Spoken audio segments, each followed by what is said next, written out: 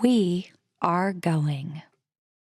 The history of this agency is marked with broken barriers, once viewed as impossible, with science fiction turned reality, with innovations that have spun industries all their own, and with demonstrations of peace for all humankind.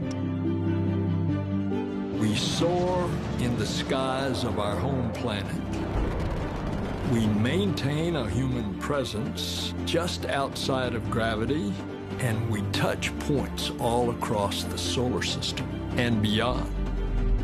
We're going back to the moon, and this is why. The moon is a treasure trove of science. It holds opportunities for us to make discoveries about our home planet, about our sun, and about our solar system. The wealth of knowledge to be gleaned from the moon will inspire a new generation of thought and action. Without fail, every major program and mission NASA has invested in has led to technologies and capabilities that have shaped our culture. The breakthroughs of the Artemis era will define our generation and the generations to follow. The tens of thousands of jobs associated with propelling us to the moon today are just the beginning of a lunar economy that will see hundreds of thousands of new jobs develop around the world. This is not an ambition of one entity or one country. The exploration of the moon is a shared effort, woven together by a desire for the greater good. Why the moon? Because the missions of tomorrow will be sparked by the accomplishments of the Artemis generation today. Because the ambition to go has already begun. And because Mars is calling. We need to learn what it takes to establish a community on another cosmic shore. So let's camp close before pushing out. And so, we go to the moon now, not as a series of isolated missions, but to build a community on and around the moon capable of proving how to live on other worlds.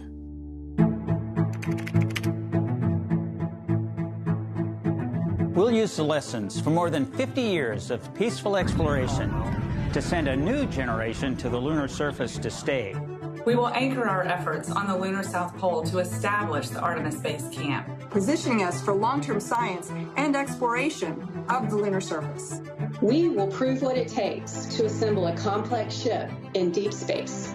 We will perfect descending down to and returning from a distant surface.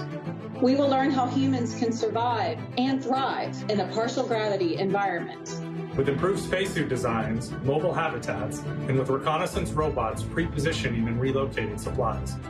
We will learn how to utilize the resources we find on these other worlds, starting with finding water ice and purifying it to drinkable water, and refining that into hydrogen for fuel and oxygen to breathe. We will establish fission power plants on the surface of the moon, capable of supporting a growing community of efforts. And we will expand the logistics supply chain to enable commercial and international partners to resupply and refuel deep space outposts. None of this is simple or easy, but nothing in our history ever has been. The Eagle has landed. You got a bunch of guys about to turn blue. We're breathing again. Thanks a lot. This kind of continuous lunar presence is a natural extension of all that we've learned in low Earth orbit. And what we will accomplish there will ensure the monumental missions to Mars are within reach. As we ready the launch of the first Artemis mission, and as commercial companies ready their lunar landers for the first private payload deliveries, we have already begun to take the next step.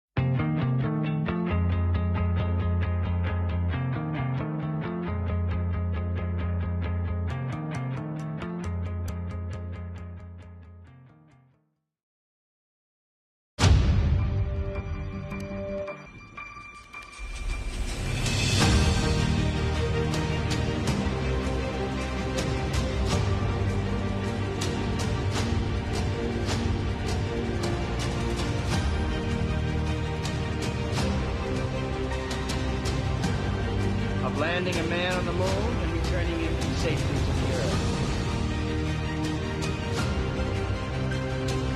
Tranquility Base here. The Eagle has landed.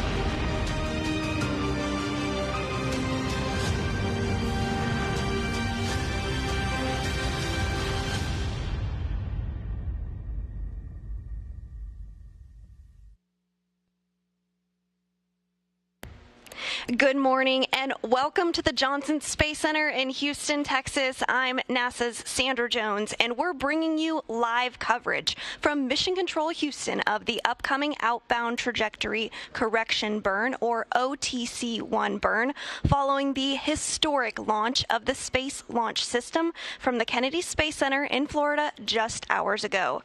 Today, we're in the White Flight Control Room, just across the hall from where you usually see us in the International Space Station Flight Control Room. The White Flight Control Room has been used before during some space station missions and during missions of Boeing's Starliner. Previously, this room was used for space shuttle missions and was also renovated in 2014 to support our use with the Artemis program. So, speaking of Artemis, earlier today, the Space Launch System blasted off from Pad 39B at the Kennedy Space Center in Florida at 12:47 a.m. Central, 1:47 a.m. Eastern. Following liftoff, solar arrays were deployed, translunar injection took place, and ICPS separation occurred.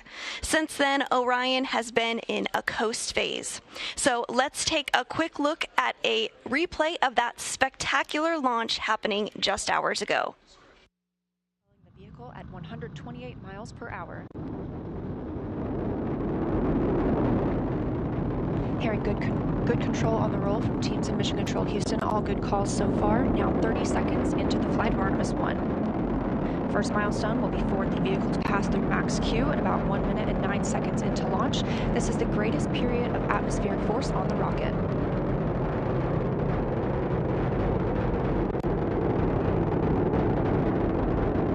SLS now traveling 607 miles per hour.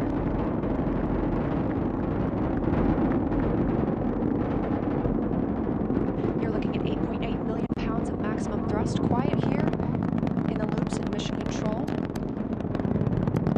The 4 core stage engines throttling down ahead of passing through max Q.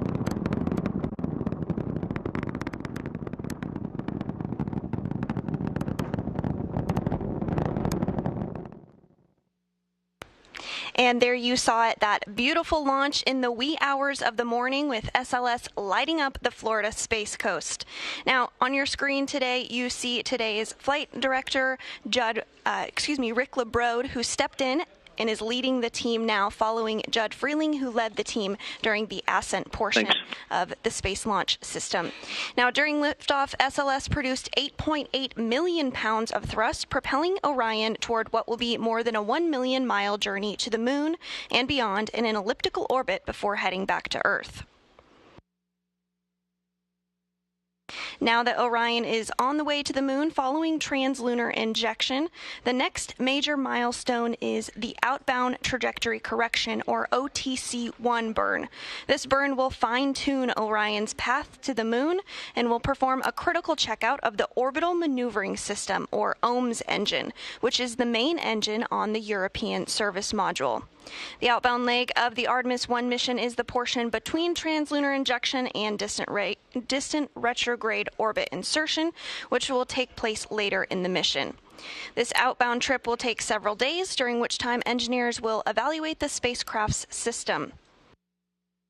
And following the outbound leg, Orion will fly about 80 nautical miles above the surface of the moon at its very closest approach, and then we'll use the moon's gravitational force to propel Orion into a distant retrograde orbit, traveling about 40,000 miles past the moon in this orbit, and this distance is actually 30,000 miles farther than the previous record set during Apollo 13, and the farthest in space any spacecraft built for humans has ever flown. But before we get to the moon, we need to have the critical checkout of the OTC, which will check out the Orbital Maneuvering System OMS engine. So to give us an overview of the OTC-1 burn, let's take a look at this video overview using the moon board. All right, now let's talk about OTC-1, outbound trajectory correction number 1. So at this point, we've done our translunar injection. We're on our way to the moon. And to get there, we're going to fine-tune our path. We're going to make a couple of different burns just to make sure we're targeting the right direction. Now, the first one is this OTC-1 burn, and really this is a critical test of that large orbital maneuvering system engine that's right here in the aft part of the Orion service module. That's really what's going to be doing our big pushing maneuvers, and it's critical for those flybys, the powered flybys of the moon, both the one that allows us to get to distant retrograde orbit and the one that comes home. Additionally, we have these auxiliary thrusters around the bottom. We have 8 of these that can provide some additional push to help out with this orbital maneuvering system engine. But OTC-1 is coming up. We'll likely make a number of these burns on our way out to the moon, and all that sets us up for essentially this slingshot that we see here before we get to the outbound powered flyby. You can see that engine igniting here. Testing it on this burn is going to be really critical to making sure that it works there. And that's what's going to allow us to get into our nice stable orbit around the moon, where we can really test Orion out, put it through its paces. So coming up, OTC-1, the first in many burns using that European service module on this Artemis I mission. And to talk a little bit more about that OTC burn that we do have upcoming, I have a very special guest joining me today. This is Brant Gast. He is a prop flight controller here in Mission Control. So thank you so much for joining me today. This has to be a really exciting moment for you. Oh, it is. It's years worth of work. It's just a great thing to see we're off the ground in space. Absolutely. It was so exciting to see that launch earlier. So as we look ahead, can you talk just a little bit about that OTC burn, what it is, what the purpose of it is? Sure thing. So it really has 2 purposes. So the first one being that we are going to do a trajectory correction. So there we're going to correct dispersions or errors that we've gotten from, going off of ICPS or just being in deep space, effectively figuring out where we're supposed to be versus where we are. Second thing, as was mentioned, is checking out the OMS, the Orbital Maneuvering System engine. As a prop, that's very exciting. That's going to be the first time that we test out that big engine. Great. And so what are some of the other major burns that will happen throughout this mission? Because this is really this first checkout of that main engine like you discussed, but we know there's going to be other burns that take place throughout Orion's mission to the moon and back home. Yep, exactly right. There's 4 more burns that we'll do on the OMS. The first one is the OPF burn. That's the outbound powered flyby. As you mentioned, it goes really close to the moon and essentially slingshot us into the distant retrograde orbit, but we don't get there just yet. Then we have the DRI. That's the insertion burn to get into the DRL. That burn will essentially put us in that elliptical orbit around the moon. We then have a couple of days, weeks, where we can test out all the systems. Then we have the DRD, so now we can depart from the DRL, put us back on the way home, and then the RPF, the return powered flyby, essentially mirrors the OPF. So that way we come back, slingshot again, puts us right back on the way home. That is definitely exciting, and even more exciting because we'll be on the air to cover many of those burns throughout the mission. So my very last question for you is, can you talk a little bit about your role as a prop during these burns and some of the things that your console team will be monitoring and looking for? Sure. So just in general, flight controllers are there to make sure that the burn goes off well, or just in general that we get where we're supposed to go. For a prop, it's very exciting. As I mentioned, we're testing out our hardware. We are the owners of the OMS. Everything that we see from the pressurization system, the feed lines, the propellant itself, and then the thrusters, this is kind of our first big test of the system. So we're going to look at things like pressures, temperatures, everything that we know, hey, here's what our system is supposed to look like. We'll see that, and then we can coordinate with other consoles like the GNCs, the FIDOs, see if they got the answers that they wanted, and then obviously we coordinate with the flight director, and hopefully in a couple minutes here we'll say everything was good to go.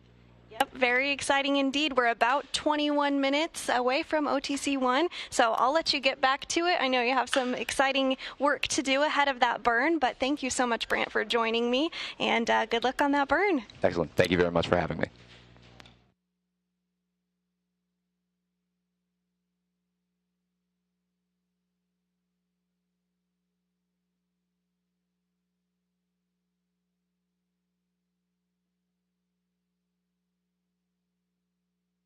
So we are now closing in on the 20-minute mark to that OTC-1 burn.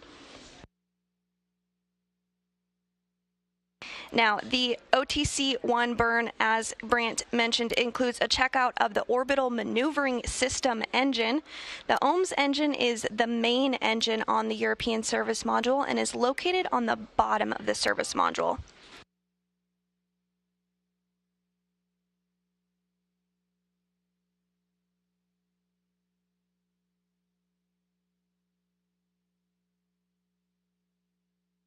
And so as you can see in this graphic here, on the very bottom of Orion is that larger engine. That is the Orbital Maneuvering System, or OMS engine. This engine is built by Aerojet Rocketdyne and is the main engine, as I've mentioned, on the European service module, which provides the primary propulsion for Orion's major in-space maneuvers as it travels around the moon. And this engine provides about 6,000 pounds of thrust and is enabled to steer the spacecraft. That engine is actually on its first mission as part of Artemis I, of course, but is a repurposed Space Shuttle Orbital Maneuvering System engine that has flown in space before. The engine flying today on Artemis I flew on 19 Space Shuttle flights, beginning with STS-41G in October of 1984 and ending with STS-112 in October of 2002. And you can also see a few other engines around the OMS engine. Some of those are the auxiliary engines. There are 8 auxiliary engines that are located on the bottom of the service module in 4 sets of 2. These provide about 100 pounds of thrust each and can provide steering during burns by pulsing on and off. There's also 24 smaller engines grouped into 6 pods which provide attitude control. They can be fired individually as needed to move the spacecraft in different directions or rotate in any position. So in total, the service module has 33 engines in all. Now, as we are less than 20 minutes away from the OTC-1 burn today, we did hear the flight director give a go, no-go poll for today's burn, and the team pulled go. Everything looking good ahead of this critical checkout of the Orbital Maneuvering System engine.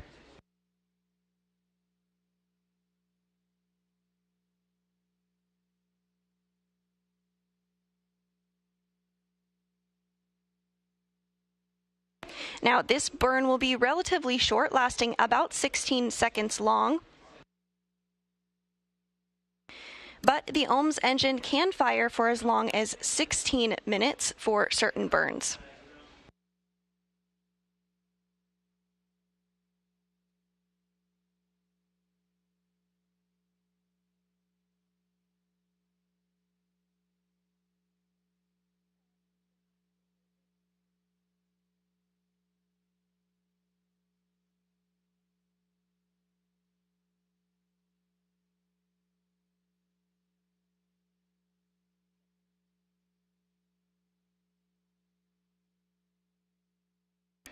And we are hearing that the solar arrays on Orion are maneuvering into the correct position ahead of the burn upcoming in about 17 minutes from now.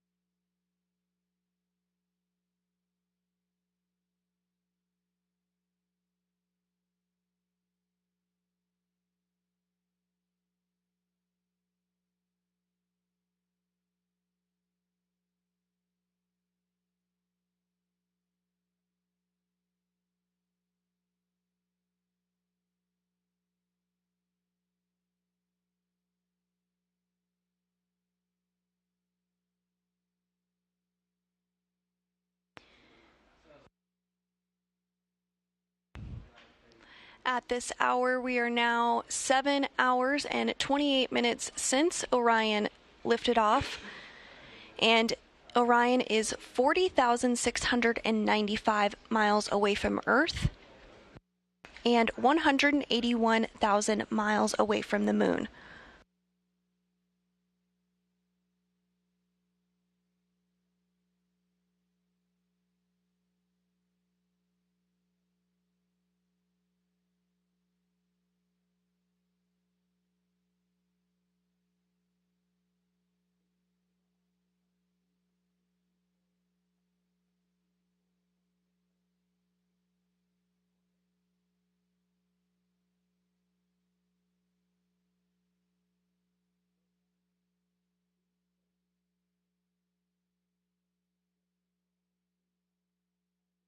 As Orion continues its journey to the Moon as part of a 25-day mission to test out critical components as part of the Artemis I mission, let's take a quick look at a mission overview of what is to come throughout this mission. Welcome to the moon board. We got this just in time for the first mission in Artemis I, so let me use it now to take you through. As always, we're going to start off with a launch. In this case, 4 RS-25 engines ignite, 2 solid rocket boosters sending SLS and Orion skyward. On the way uphill, a couple of jettison events, things coming off of the rocket. One of the most visual will be these 2 solid rocket boosters coming off about 2 minutes into the flight after all of their propellant's gone. We also have 3 fairings protecting Orion on the way uphill, as well as the launch abort system that will come off. Now, after we get through all of the propellant in that giant core stage, we'll hear MECO, main engine cutoff. It will drop away, turning propulsion over to this, the interim cryogenic propulsion stage, or ICPS. It's going to make its first maneuver to raise up the lowest part of our orbit around Earth, really put us in a nice circular path around our planet. And while we're in Earth orbit, we can check out Orion, make sure its systems are functioning as we expect before we commit to sending it to the Moon. That happens here, the trans-lunar injection, to a 20-minute firing of this ICPS upper stage. And what that's designed to do is really give Orion enough energy to get out of low Earth orbit and make its way to the Moon. Shortly after that, the ICPS will separate. Its job pushing Orion is done. It has a couple of secondary payloads in here, some CubeSats that it'll deploy, ultimately sending itself on a path around the Moon before it escapes and goes into orbit around the Sun. Meanwhile, Orion, though, continues on its journey. It'll make some correction burns as it fine-tunes its path towards our lunar neighbor before we get into all the exciting stuff up close. We'll dip in for a 60 nautical mile flyby of the lunar surface using the engines on the European Service Module to push us around and into distant retrograde orbit, or DRO. That's this dotted line that you can see up here. This is really where we're going to learn about Orion while we fly around the Moon, about 38,000 miles off the lunar surface. And we call it retrograde as the Moon is heading in that direction. Orion will be heading in this one, opposite retrograde. Now, after we're done in that orbit, it'll be time to come home. We'll execute a maneuver to exit, do another flyby close to the lunar surface that commits us to coming home and fine-tuning our path towards the atmosphere. We'll make any correction burns on our way back as necessary before it's time to re-enter the atmosphere. Now, before that can happen, we'll have a spacecraft separation event. The service module, its job is done. It breaks away, ends up burning up in the atmosphere after carrying Orion to the Moon and back. What this does is reveal the heat shield, the large structure on the base of Orion. Testing this is our #1 goal for the Artemis I flight, because when we come back from the Moon, we're going to be moving at 25,000 miles an hour. That's 8,000 miles an hour faster than when you come home from the International Space Station. And what that's going to cause is this to heat up to about 5,000 degrees Fahrenheit. That's half the temperature if you were standing on the surface of the sun. So things will be very hot, but that heat shield does its job to protect the Orion capsule, which will be bringing our astronauts home at the end of these future missions. After we're through that fiery re-entry, parachutes deploy, Orion splashes down in the ocean. We'll have a U.S. Navy ship standing by with recovery personnel to pick Orion up out of the water and bring it in to the first flight in the Artemis program.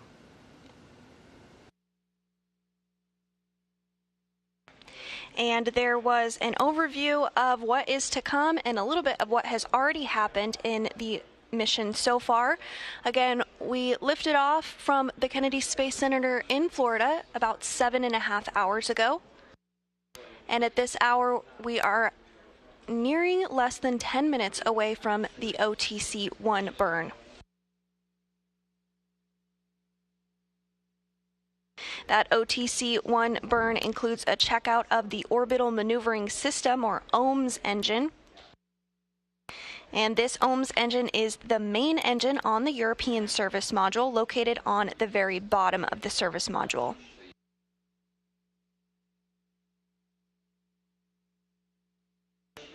This burn is slated to last about 30 seconds long.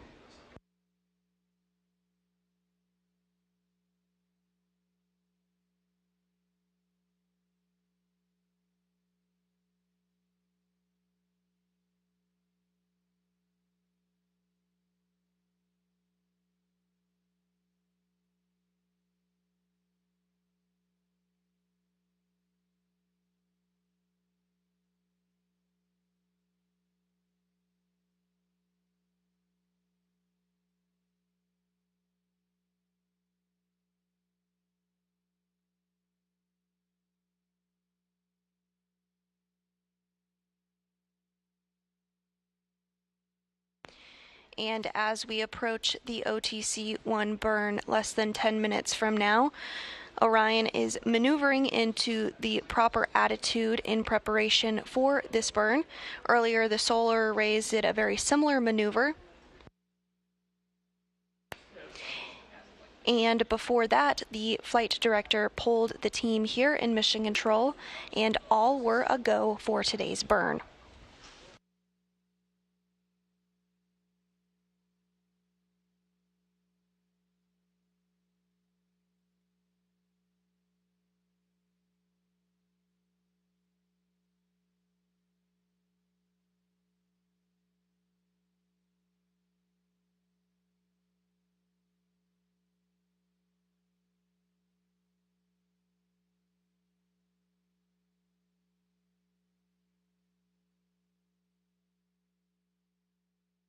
The key purpose of today's burn, besides checking out the OMS engine, is to correct any trajectory dispersions on this outbound leg of the mission.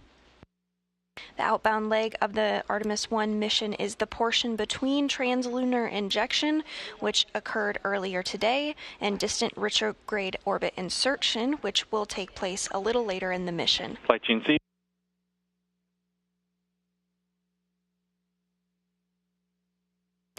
And we did just hear that Orion is in the appropriate burn attitude.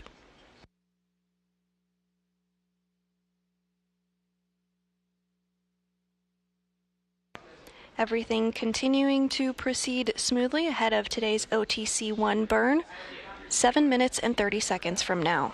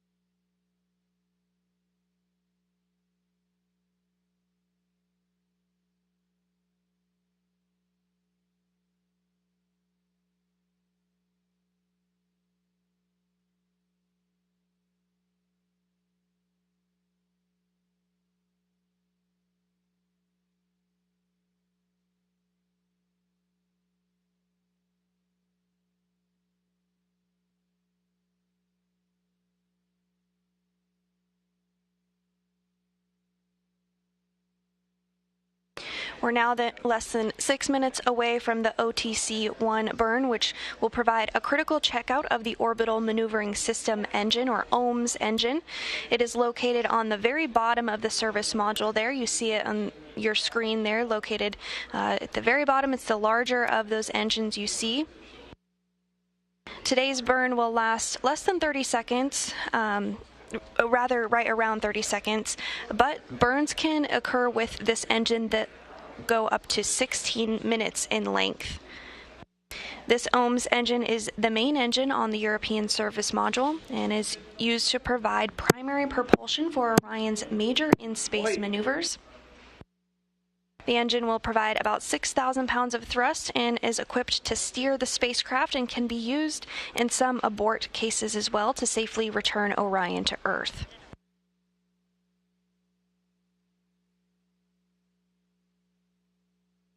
And this OMS engine is a repurposed Space Shuttle Orbital Maneuvering System engine that has flown in space before on 19 Space Shuttle flights from 1984 to 2002.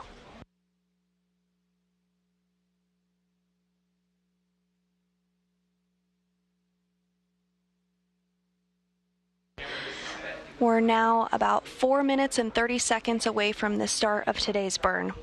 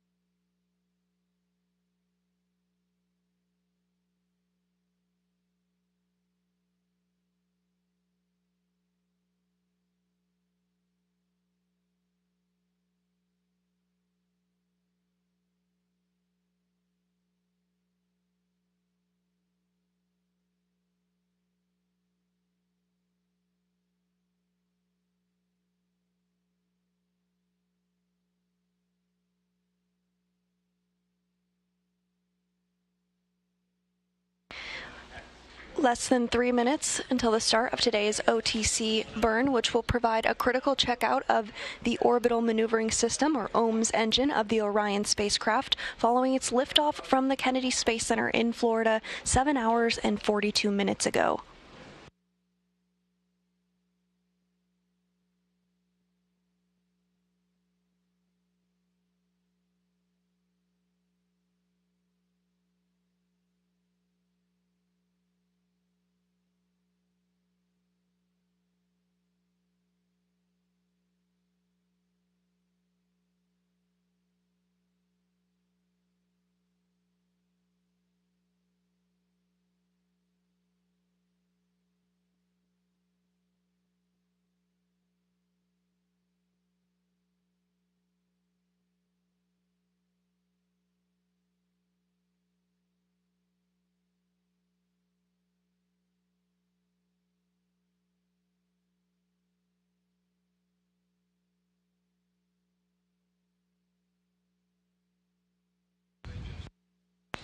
And as you see here, this mission elapsed time showing that Orion lifted off 7 hours and 43 minutes ago.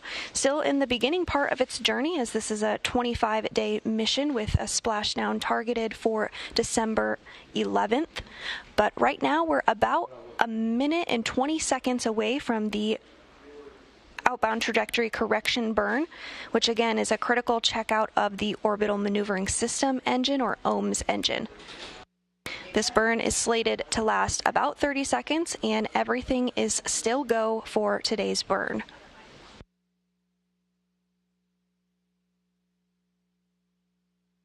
Less than a minute until the burn is underway.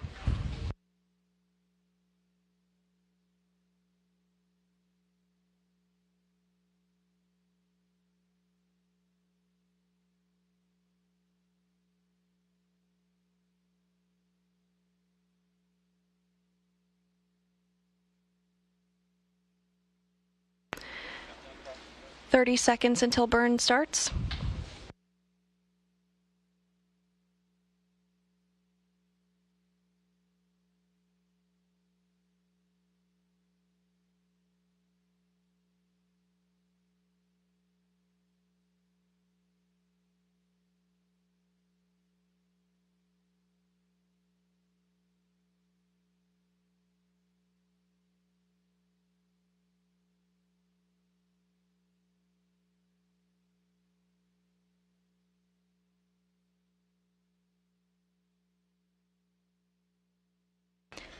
Burn is underway.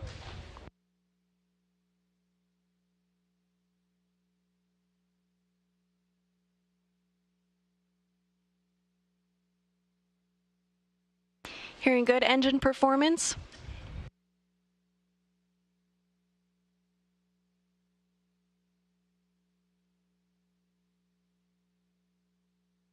And we are getting some imagery of the solar array on Orion as it maneuvers throughout this burn. And the burn has just wrapped up. That was a about 30-second long burn.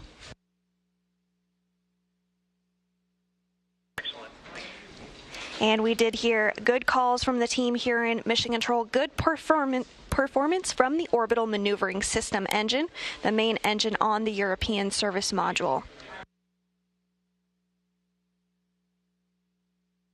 Again, that burn was successful, all systems performing as expected, and a good checkout of the Orbital Maneuvering System engine, or OMS.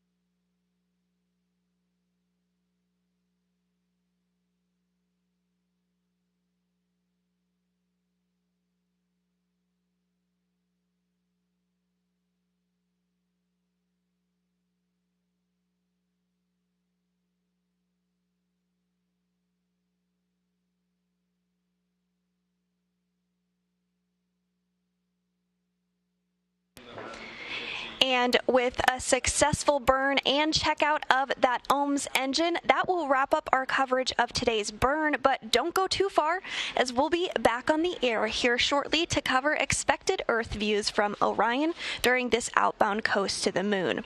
Our coverage of that broadcast will begin at 8:45 a.m. Central, 9:45 a.m. Eastern this morning.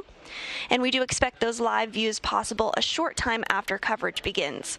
We hope we'll see you then, but for now, with Orion continuing its journey to the moon following a successful checkout of the OMS engine, that will wrap our coverage for today. This is Mission Control Houston.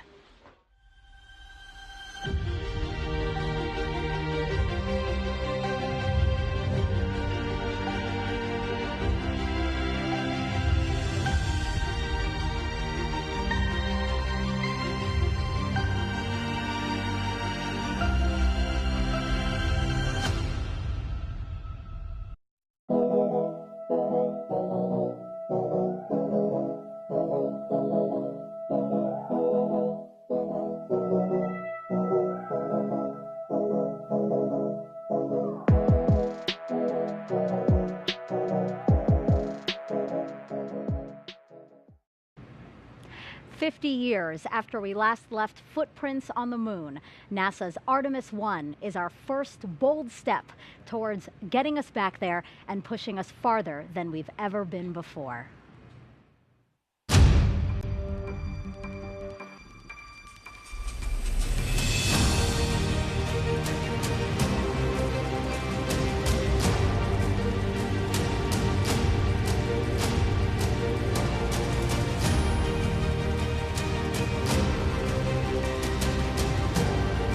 Landing a man on the moon and returning him safely to the Earth.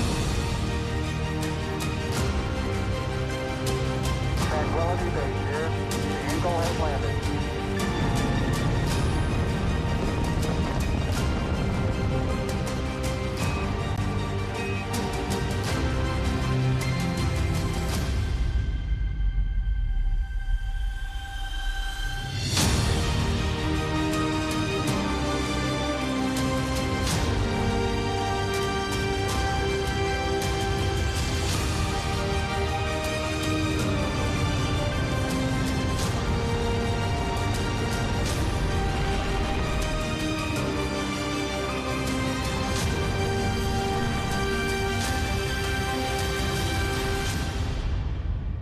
Orion at least. What will Orion do when it gets to the moon? So for this mission, Artemis I, it's actually going to orbit the moon and then go into a distant retrograde orbit. And so it'll get really close as 62 miles, and then go way past the moon and way deeper into space than we've ever been before. So yeah, the Orion vehicle will be checking out all of its systems. We're going to be analyzing that data from the ground, and then we're going to see that it can survive re-entry and a successful splashdown off the coast of San Diego. Yeah, that was a good question too.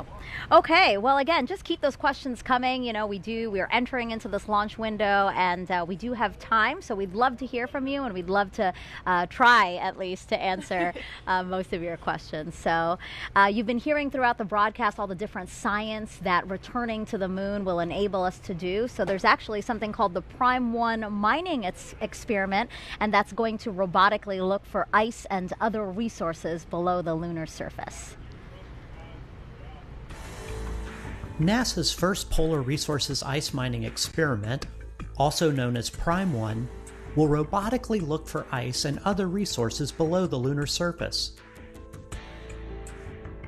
Thanks to data from spacecraft orbiting the moon, scientists believe that the polar regions contain water ice in the form of ice just below the surface.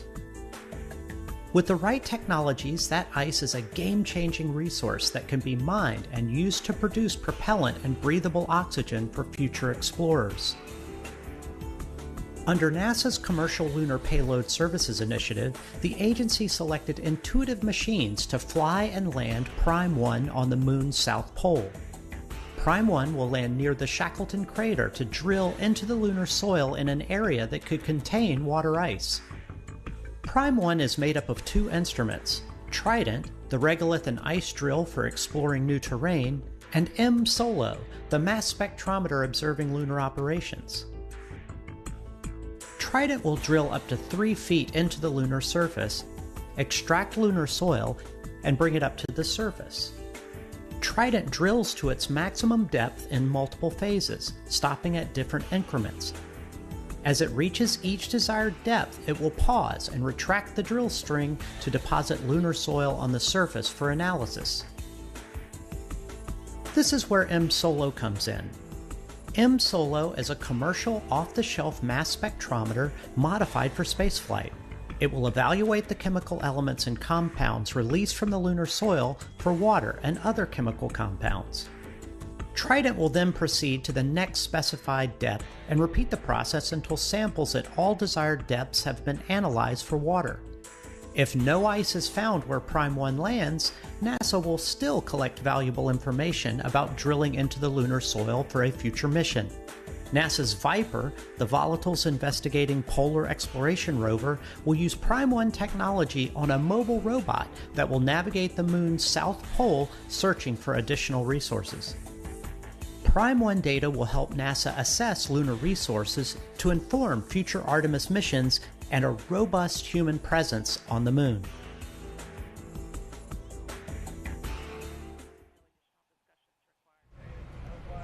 So we are still awaiting a new T0 for today's launch attempt, but for more on what to expect when we launch for this first day, let's go to NASA's Dan Hewitt. He's inside our Apollo Saturn V Center at the KSC Visitor Complex.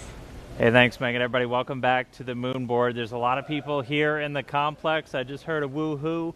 People are getting in and out because we have a great view of launch when it's going to happen, and it's going to happen today. But that launch is just the first step in the Artemis I mission. So let's look at what's ahead for this historic first flight. As we just said, launch is step number 1. Those 4 RS-25 engines throttle up, followed shortly after by the 2 solid rocket boosters igniting, sending SLS and Orion skyward. Now on our way uphill, we'll have a number of jettison events. You'll be able to see things coming off of the SLS rocket. One of the most visual ones will be these 2 solid rocket boosters. Now they'll expend their propellant a little over 2 minutes into the flight. They will separate. We'll see them flare off onto either side, and then the core stage continues to fire. We're also going to see the launch abort system come off the top. Once you get high enough in the atmosphere, it's no longer required. You could actually do aborts using engines on Orion and its service module. I will also note that On the launch abort system, it's got those 3 solid rocket motors. The jettison motor is active. The abort and the attitude ones are not for this flight. We don't have people, so we're not flying a fully active abort system. We also have 3 fairings that are there to protect Orion, the service module and the crew module, as we're flying up through the really dense parts of the Earth's atmosphere. Next up, we'll hit core stage separation. So we've got 4 main engines. We'll hear MECO, main engine cutoff. Those engines will shut down. The core stage will separate, drop away. It's eventually going to splash down in the ocean. And that hands over the propulsion duties to this, our upper stage, the Interim Cryogenic Propulsion Stage, or ICPS. Its first job is to execute what's known as a perigee raise maneuver. So the perigee is the lowest part of your orbit. You have a perigee, that's your low part, and an apogee, that's your highest point. We're going to raise up the perigee, and that's going to actually put us in a nice circular path around the planet. And while we're there, that gives us time to check out Orion. We're flying it in space for the second time, the first time in this fully integrated stack with SLS. We'll be able to look at all of Orion's systems, make sure those solar arrays are capturing the sun's energy and turning it into electrical power for Orion's systems, make sure the communications are working, all of our guidance, navigation, and control. That is your time to make sure you have a healthy spacecraft before you do something that is going to send it to the moon. And that's next up on our list. That's the trans-lunar injection. For today's launch profile, that's going to be a firing of about 18 minutes of that single engine on the upper stage. Now, that engine optimized for a vacuum. It's producing about 24,000 pounds of thrust. So it's a pretty big engine, and it's doing that because we need enough energy to be able to send our payload, Orion, beyond low Earth orbit and send it on a path to head out to the moon. Now, after that burn is complete, ICPS separates. It's going to do what's called a disposal burn.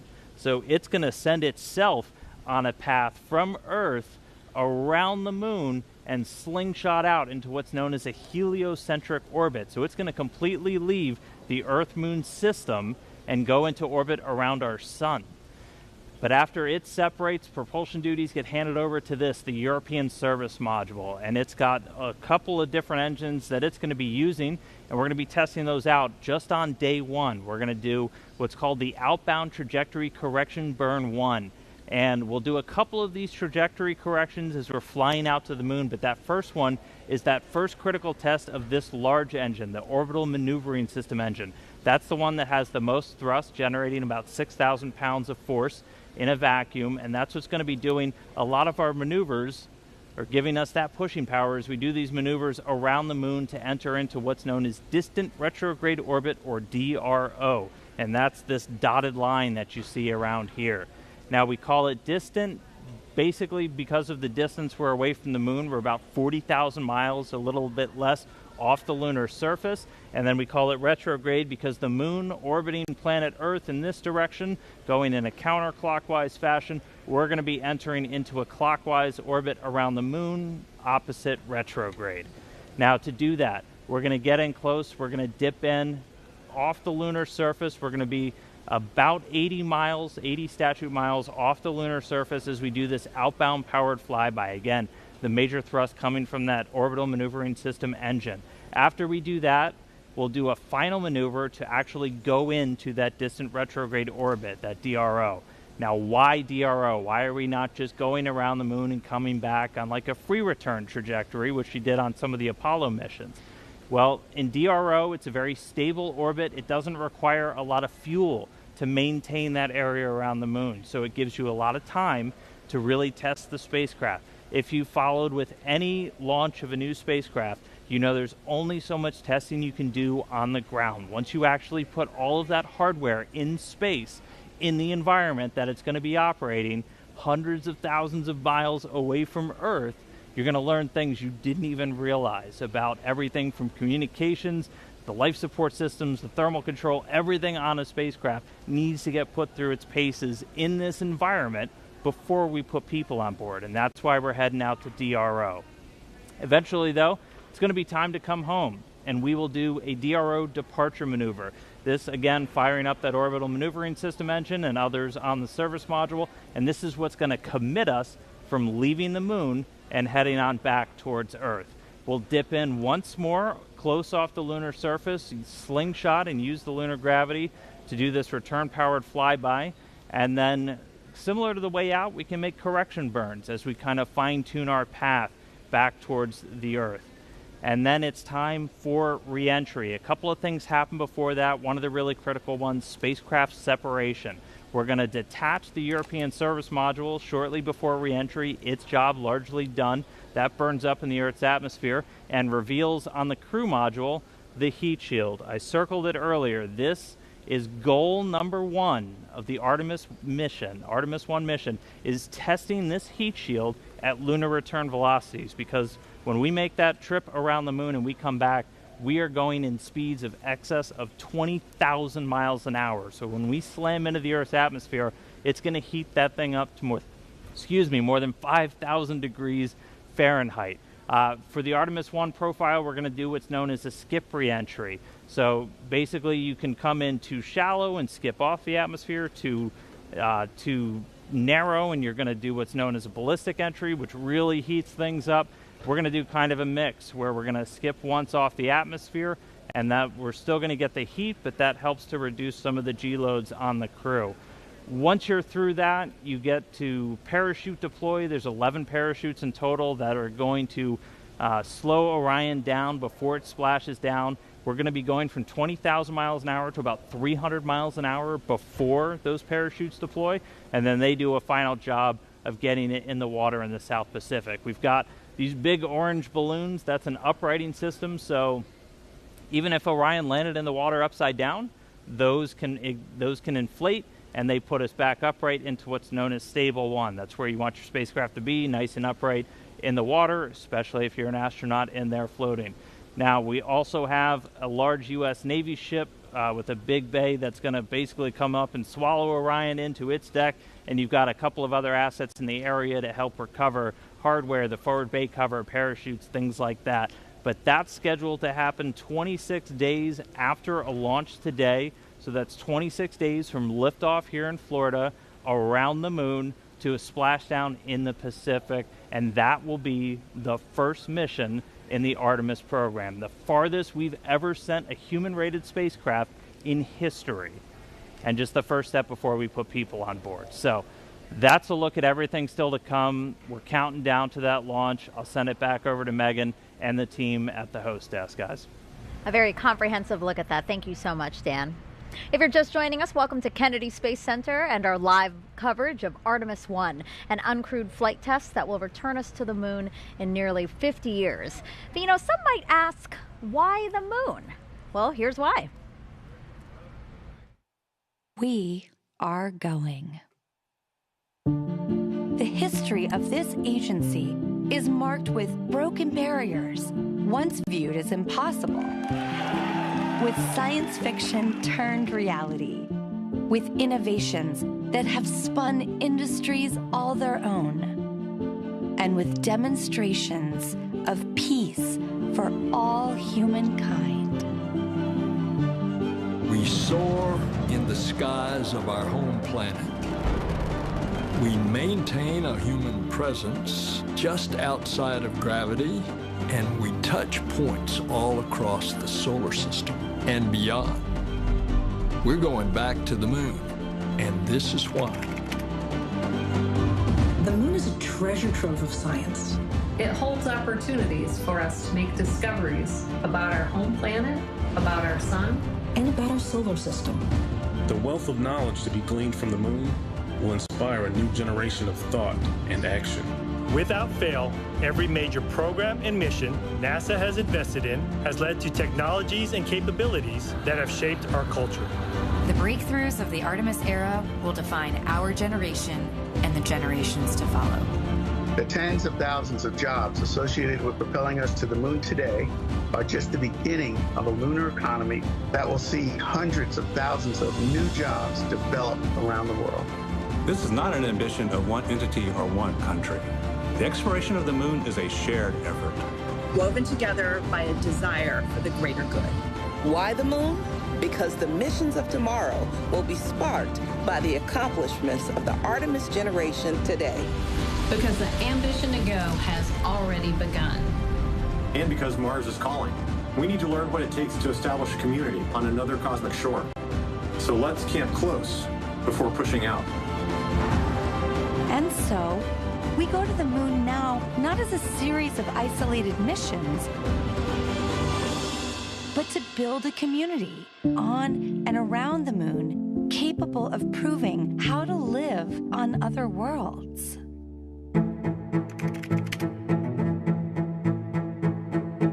We'll use the lessons from more than 50 years of peaceful exploration to send a new generation to the lunar surface to stay. We will anchor our efforts on the lunar South Pole to establish the Artemis Base Camp, positioning us for long-term science and exploration of the lunar surface. We will prove what it takes to assemble a complex ship in deep space. We will perfect descending down to and returning from a distant surface. We will learn how humans can survive and thrive in a partial gravity environment. With improved spacesuit designs, mobile habitats, and with reconnaissance robots pre-positioning and relocating supplies. We will learn how to utilize the resources we find on these other worlds, starting with finding water ice and purifying it into drinkable water. And refining that into hydrogen for fuel and oxygen to breathe. We will establish fission power plants on the surface of the moon, capable of supporting a growing community of efforts. And we will expand the logistics supply chain to enable commercial and international partners to resupply and refuel deep space outposts. None of this is simple or easy, but nothing in our history ever has been. The Eagle has landed. You got a bunch of guys about to turn blue. We're breathing again. Thanks a lot. This kind of continuous lunar presence is a natural extension of all that we've learned in low Earth orbit. And what we will accomplish there will ensure the monumental missions to Mars are within reach. As we ready the launch of the first Artemis mission, and as commercial companies ready their lunar landers for the first private payload deliveries, we have already begun to take the next step.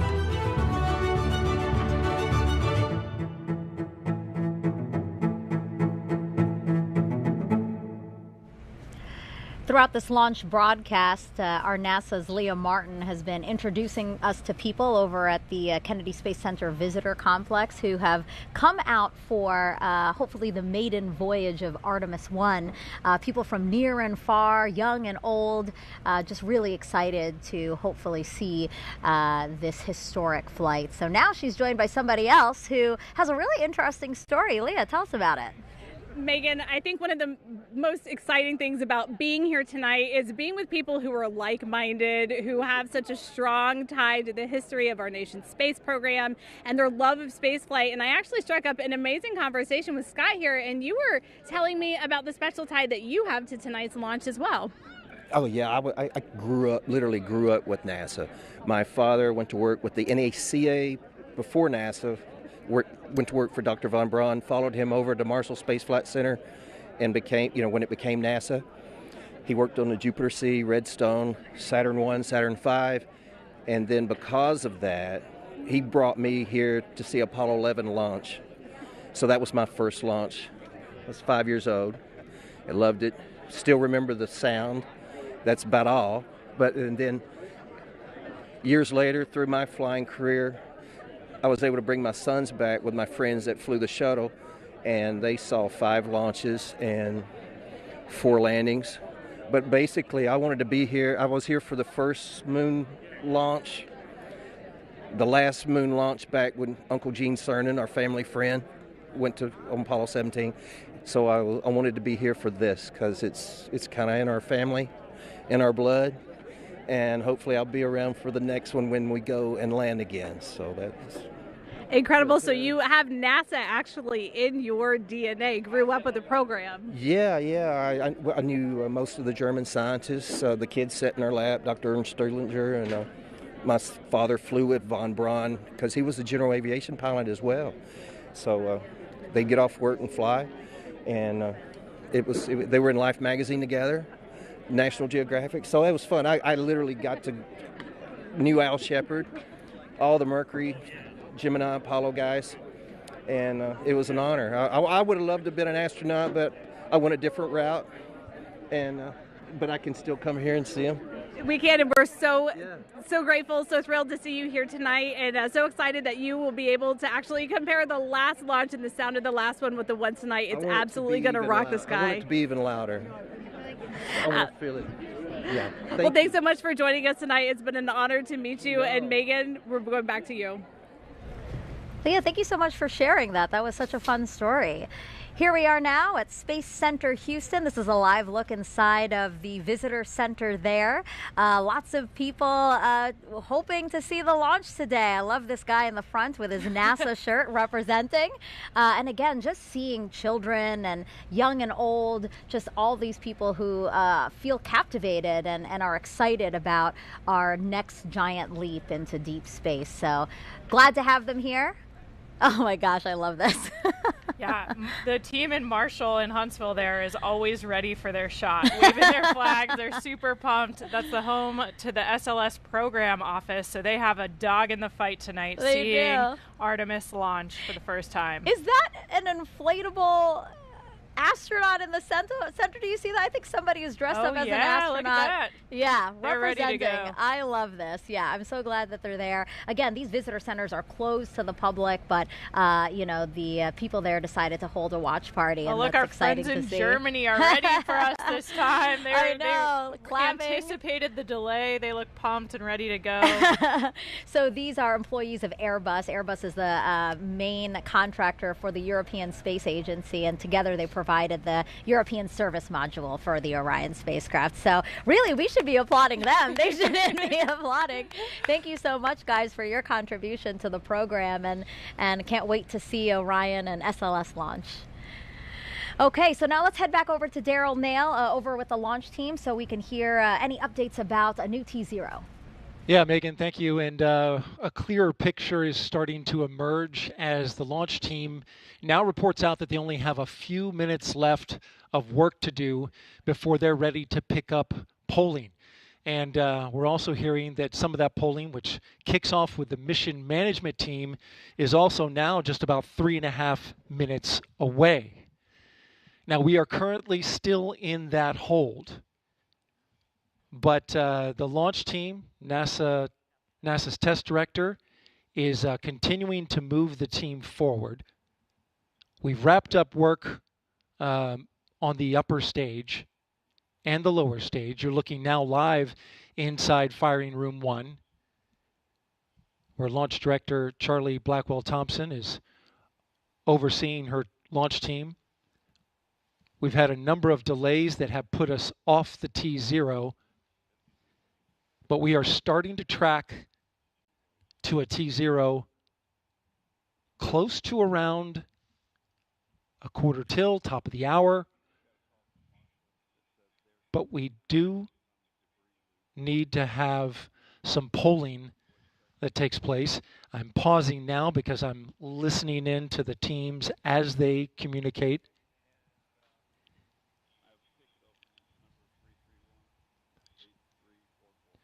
In this launch window, which we're currently 26 minutes into, and it's 2 hours long, it runs until 3:04 a.m. Eastern Time, we have what's called 40 cutouts.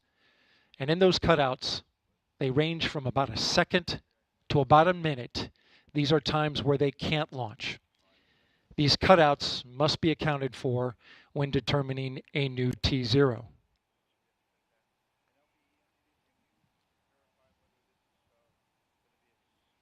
The upper stage of the rocket, which was the last to get ready and configured, just recently the team cycled the liquid hydrogen valves, which is required,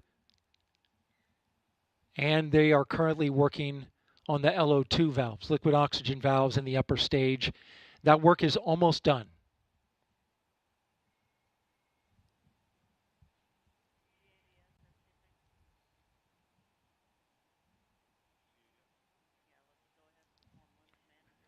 We are now a minute and a half away from the poll of the mission management team, which is several minutes before T-minus 15 minutes.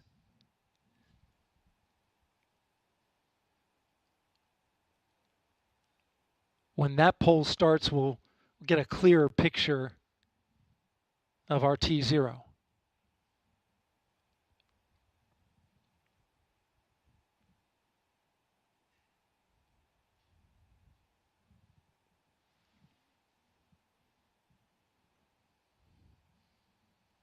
NASA's test director has informed the launch team to all switch to a common communication channel. It's called 232. And what this means is that the entire launch team is now on one channel, and all future communication will happen there. Whereas there are many channels. Now they reduce it down to one.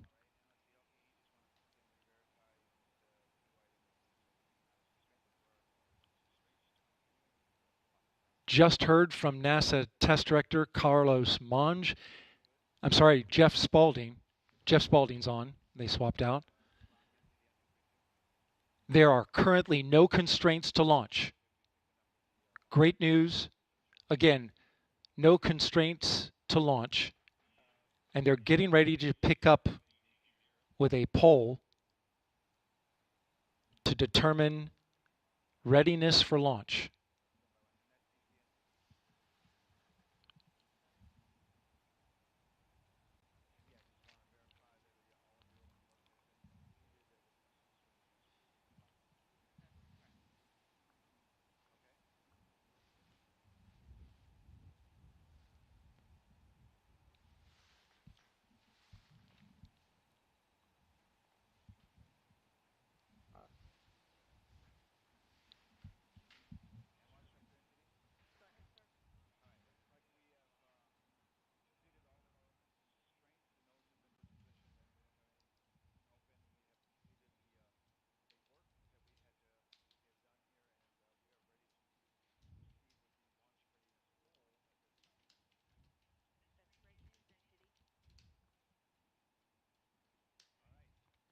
Okay, NASA test director Jeff Spaulding getting ready to conduct the readiness poll, so we are getting close.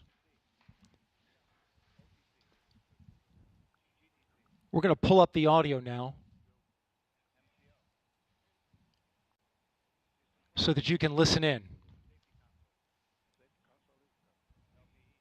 LPs go. And rockets go. All right, copy all. And Launch Director NTD, our launch team is ready to proceed at this time. I copy all NTD. At this time, I will proceed with my poll.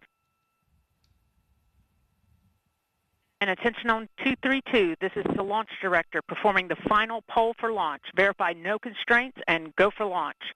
EGS Program Chief Engineer. EGS Program Chief Engineer verifies that the EGS, SLS, and Orion Program Chief Engineers have no constraints and are go for launch. Copy, Greg. Thank you. EGS Chief Safety Officer. The EGS CSO verifies the SLS, Orion, and EGS CSOs have no constraints and are go for launch. Copy, John. Thank you. Range weather. Weather has no constraints and weather is go for launch. Copy, LWO. And Mission Manager.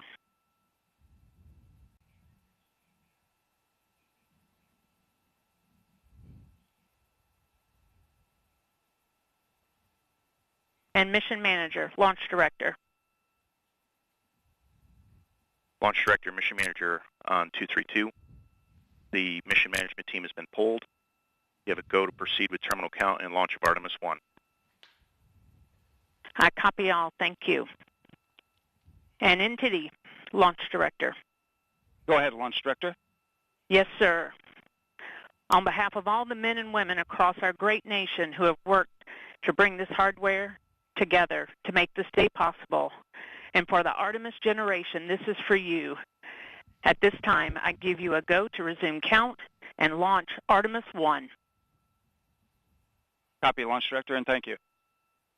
All right, we do have a couple of steps to configure, and then we will be ready to resume the clock. CVSE, NTD. CVSE here. Initiate recording of Orion cameras at this time. In work. R, NTD. RSR here. Perform the booster ignition SNA arm rotation enable. NDT, RSR, booster ignition SNA arm and rotation enable is complete. And I copy. Thank you. Okay, so there you heard the poll from Launch Director. Early.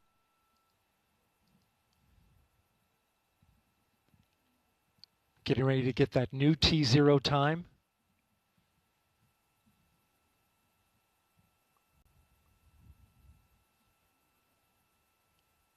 The poll that you heard was the NASA test director's poll. And all right, and we have verified no cutouts at this time. And all personnel, we are going to resume the clock. GLS, you can resume the clock on your mark. GLS copies. Countdown clock will resume on my mark. 3, 2, 1, mark. GLS mainline has been initiated. Okay. T-minus 10 minutes and counting. We are T-minus 10 minutes away from liftoff of Artemis I. As you can see, the clock is now moving. Let's put that up. T-minus 9 minutes and 47 seconds. The L-minus 15 poll complete. Show 06:47:44 is the new liftoff time. Affirm. Okay.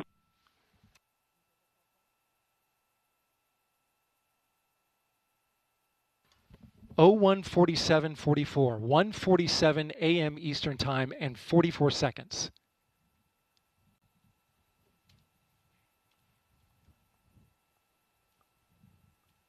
We went straight into terminal count.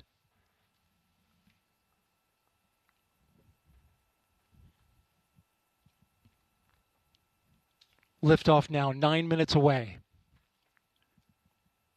So terminal count.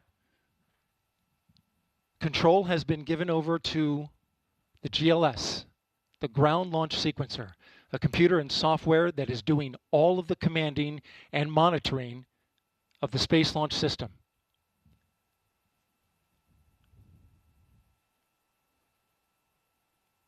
We'll hear call-outs from the GLS operator, Alex Pandalos.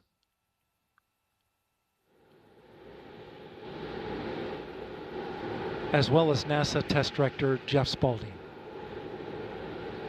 GLS is pre-tensioning the umbilicals at this very moment. You can see them as they run down the rocket. That's getting them ready to detach. At liftoff, those arms will swing away. We'll let go of the rocket in a clockwise direction.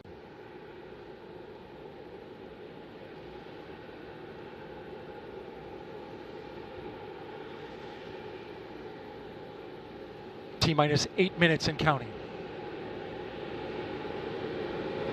The GLS is performing up to 100 commands per second,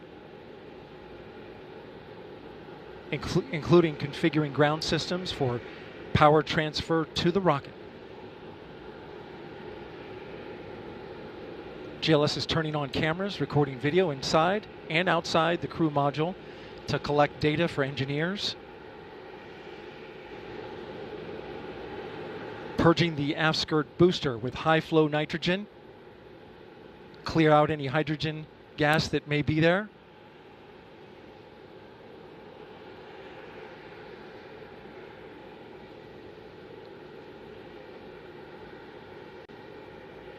You can see the crew access arm is already retracted. When there is crew during Artemis II, it would happen at T-minus 6 minutes. But out of abundance of caution, they went ahead and retracted the arm well ahead of liftoff. Want to point your attention to the base of the mobile launcher. If something wasn't done to reduce the power from the pressure caused by the rocket's ignition and thunderous sound, it could damage the rocket. So the ignition overpressure and sound suppression system will flood the mobile launcher with water.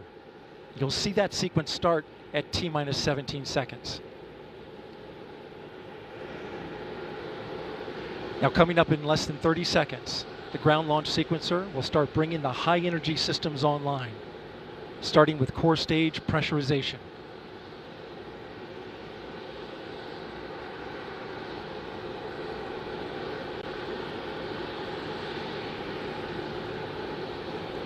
Firing room 1 is completely silent as they listen for the next call. GLS is go for core stage tank pressurization. The core stage tank is now pressurizing to flight levels. The replenish valve to the liquid hydrogen tank now closing. The liquid oxygen tank will come a little later. Now we're arming the Orion ascent pyros and transfer to internal power.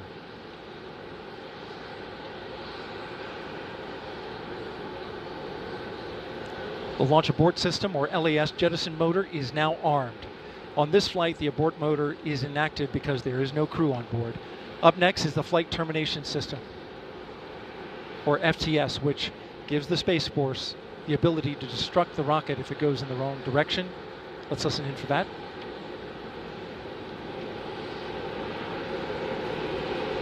GLS is go for FTS arm. The flight termination system is now armed. Coming up at 4 minutes and 40 seconds, a big moment. This is where the RS-25 engines and their bleed go to high flow. It's been a little tricky to dial in.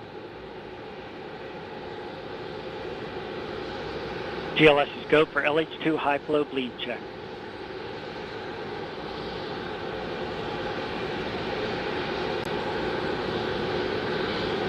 Good word, we've passed that. The cryo team got the LH2 engine bleed pressure loop dialed in. They are now at the right temperature for launch. Countdown continues. T-minus 4 minutes, 15 seconds. Up next, GLS fires up the CAPUs. Those are high-speed turbines which provide pressure to hydraulic pumps that steer the RS-25s. Stands for Core Stage Auxiliary Power Unit Start. GLS is go for core stage APU start. That now leads to the thrust vector control test at T-minus 2 minutes and 30 seconds. That can proceed now, and we will see the engines gimbal at the bottom of the core stage.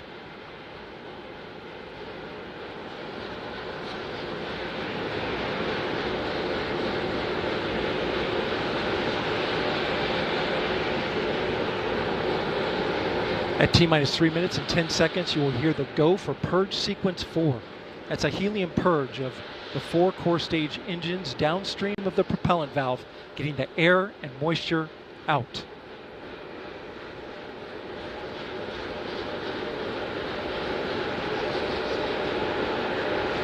GLS is go for purge sequence 4. And in just a few seconds, GLS will close the core stage LOX vent, liquid oxygen. The white vapor cloud caused from the super cold gaseous oxygen condensing the water in the atmosphere will disappear. You see it coming out there now. And there it goes, it's closed.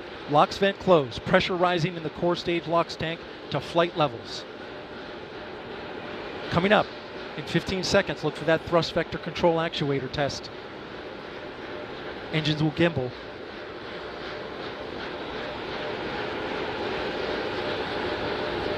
And there they go. The 4 core stage RS-25 engines gimbaling around, testing the ability to steer the rocket into space. They will operate at 109% performance. Each RS-25 throwing down 500,000 pounds of thrust.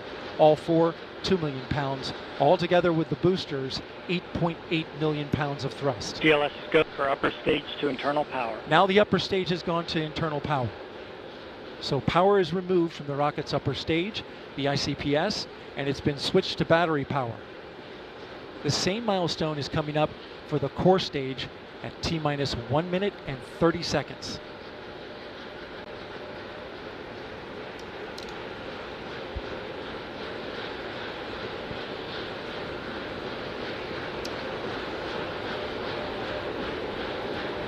GLS is go for core stage to internal power.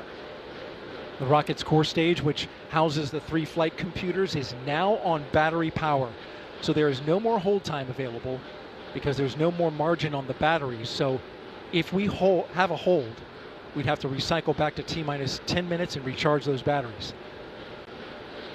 The count continues. A note now, shortly after liftoff. 1 minute. Shortly after liftoff, Mission Control Houston will take control of the rocket, and my colleague, Leah Cheshire, will take over commentary. T-minus 50 seconds and counting. Coming up at T-minus 33 seconds, the GLS will hand off control to the ALS. This is the autonomous launch sequencer. On board the rocket, it will take over command and control of the rocket. But the ALS will check, make sure there's no holds coming from the ground up until T-minus 2 seconds. GLS is go for ALS. And we are go for ALS. The Space Launch System is now counting down to liftoff of Orion on its maiden voyage to the moon. Launch team can no longer recycle the count. Sound suppressor water now flowing under the ML. And here we go. 10. Hydrogen burn-off igniters initiated. 7, 6, 5. 4-stage engine start. 3, 2, 1. Boosters in ignition. And liftoff of Artemis I. We rise together back to the moon and beyond.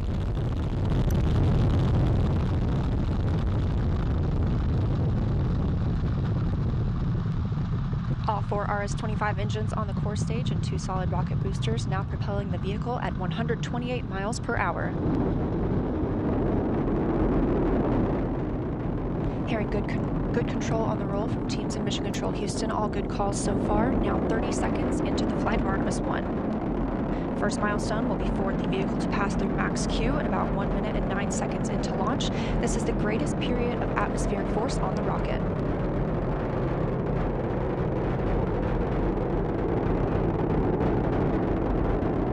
SLS now traveling 607 miles per hour.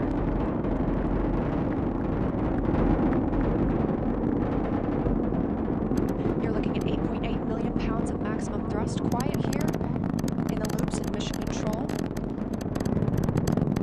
The 4 core stage engines throttling down ahead of passing through max Q.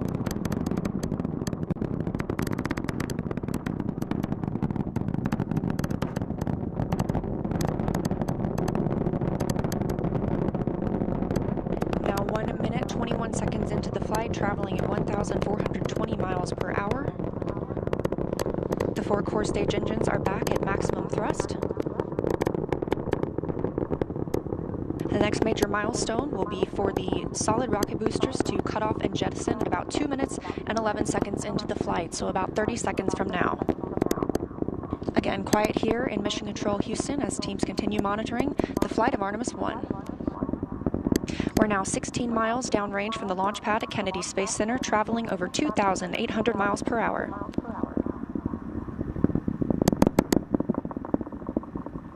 Standing by for solid rocket booster jettison and shortly thereafter.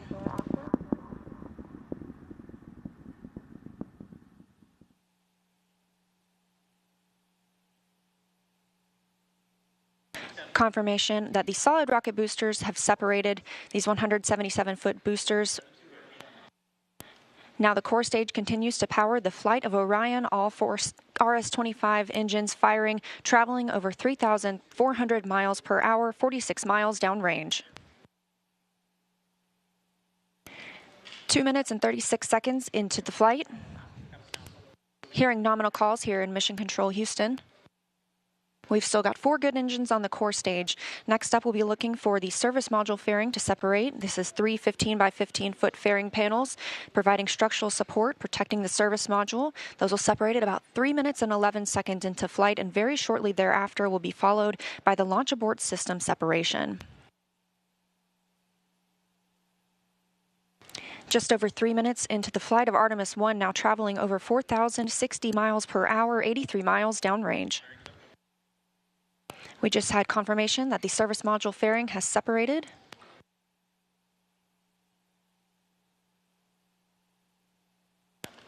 And that the launch abort system pyros have fired, separating those from Orion as well. For future crew members,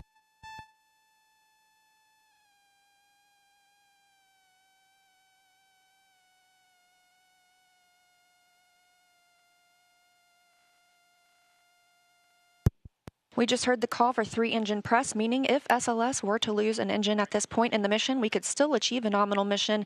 We would just have an extended main engine cutoff time. However, we still have 4 good engines, all at maximum thrust right now, powering the first flight of Artemis at 5,200 miles per hour, 148 miles downrange.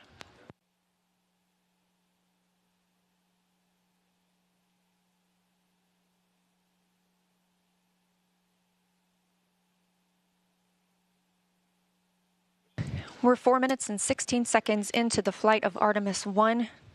So far, we've had a clean ascent.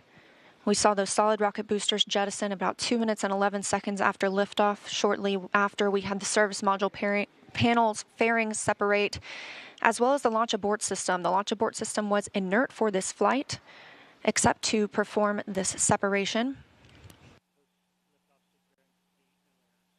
Those 4 core stage engines will continue to fire and power the flight of Artemis I, now traveling over 6,800 miles per hour, 229 miles downrange. Booster flight controller reports that the engines are looking good.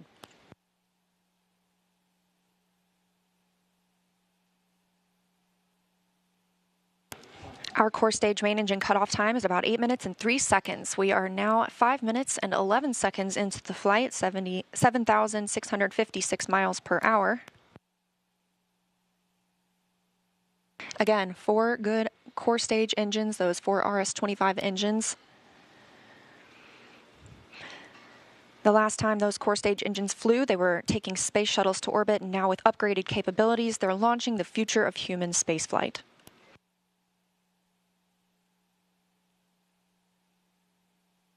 5 minutes and 42 seconds into the mission, we are now traveling 8,800 miles per hour, 345 miles downrange from the launch pad at Kennedy Space Center.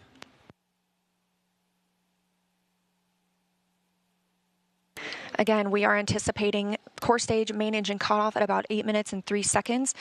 And about 10 seconds later, we'll see core stage separation, at which point Orion and the interim cryogenic propulsion stage will be flying free. Now traveling over 10,000 miles per hour, 6 minutes and 15 seconds into the flight of Artemis I, 427 miles downrange. Quiet here on the loops in Mission Control Houston. Teams continue to monitor this first flight.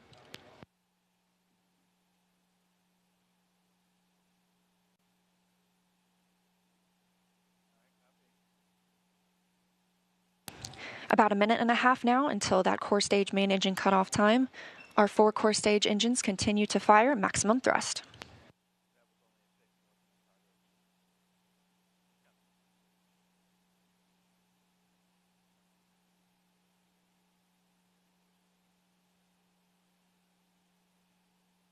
Coming up on 7 minutes since launch today, now traveling over 12,800 miles per hour, 563 miles downrange. Again, still quiet here in Mission Control Houston.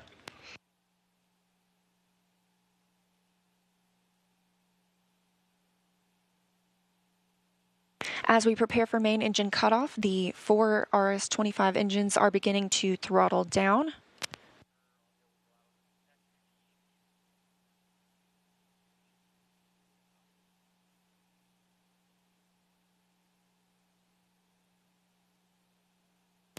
"30 seconds now until core stage main engine cutoff. All 4 engines continue to throttle down.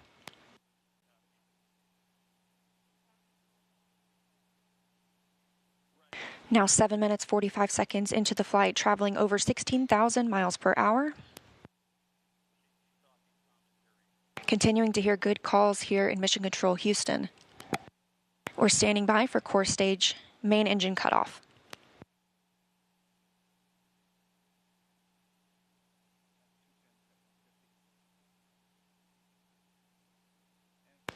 And we have confirmation of core stage main engine cutoff. Orion is now in Earth's orbit. The flight dynamics officer reports that we have a nominal main engine cutoff. And we just heard the call for core stage separation. That means Orion and the interim cryogenic propulsion stage are now flying free from the core stage of the Space Launch System.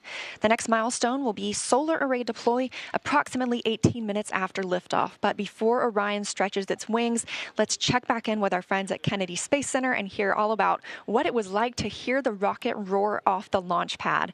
Megan and Kayla, I've got to hear all about it.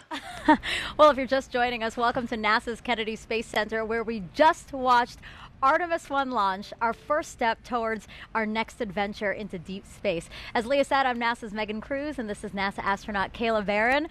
And I'm kind of still giddy and speechless. I don't even know how to explain how I'm feeling right now. I feel the same way. This is the first launch that I've been able to watch in person. And I've got to say, it was incredible. It took my breath away, and I was tearing up. Just what an amazing accomplishment for this team, this international team, people who have been dedicating their careers to getting this rocket off the ground and taking the first step to getting a crew on that vehicle back to the moon. It was just incredible. Yeah, this is a moment I think that we're all going to remember where we were when we saw this sort of thing, you know what I mean? And it was great to see, again, when we entered into terminal count, everybody here just started cheering, you know, coming out to get a really good view. And boy, I mean, it lit up the night sky, and it just shook everything around us. Did you feel that? Like in my bones, I felt that. Oh yeah. The cool thing is just kind of the delay between what you see and what you hear, because of course the sound travels a little bit slower, and it was just amazing. The ground shook. We could hear the thrust pushing that rocket into space. 8.8 million pounds of thrust. Yes. It's incredible. It was amazing to see here live in person. How does it compare? So this is your first launch on the ground. How does it compare to your launch when you're in the capsule soaring towards space? I mean, equally emotional, I think. We train for everything, and so when we're in that capsule waiting for launch, we're just running our procedures. You could almost, trick us and say that we were in the simulator and it wasn't real. But like in that moment of liftoff, when the thrust builds underneath you, like we saw it today, it's just hard not to be overwhelmed by the emotional experience, the excitement, the joy of that moment. It's incredible. Yeah, I think we can't say it enough. This team really deserved this moment. They've been working so hard for this moment. When I heard that we got into terminal count, it was, I felt a sense of relief and excitement for them that I think everybody here did. You know, we really wanted them to succeed. We really wanted to see the launch today. And wow, I will never forget this. Me neither. It was an incredible experience to be here and see that happen. Yeah. Was there anything that was particularly surprising to you? Again, this is your first launch. What were you expecting? I think we also had a nighttime launch for our launch. And so I think one thing you underestimate is how much it lights up the night sky. Yes. We were able to watch it all the way through that trajectory. We were able to see the boosters separate and everything. So it was just an incredible view. It's amazing how much you get to see of the flight path when it's at night and sliding up the sky. Yeah, and I don't know if you noticed this, but we see the moon here, and the trajectory of the rocket looked like it was flying towards me. You know what I mean? I was like, oh my God, that's so poetic. It's so beautiful. I'm so glad we launched today. Yeah. Wow. Congratulations to the team. It's incredible. We're going to head over to Daryl, who was at the launch team. Daryl, you got to count us down through that, through liftoff. I mean, how was that being in the launch control center with them? Well, Megan, it was something else. I got to tell you, you're looking live inside the firing room where Charlie Blackwell-Thompson is about to address her team after a whole lot of hard work and preparation to get to this moment. Let's stand by and listen to her now. Comm check. But you can't hear it in the room. Can you guys hear me? No. Hey, Jeremy, can you turn something on there for the microphone? The press site can hear me, but the room can't. The room can't. You can hear me? Because the guys...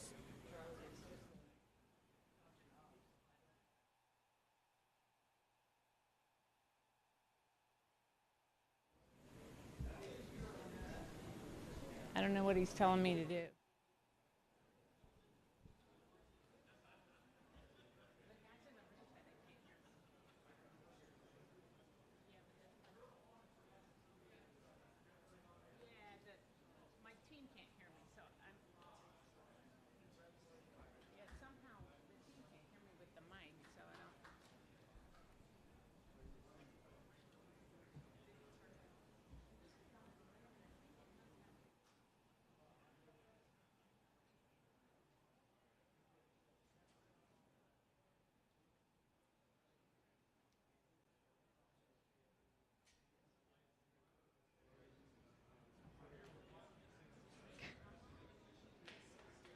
is here.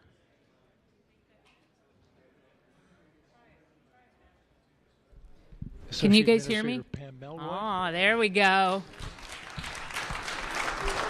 Is he ready for me?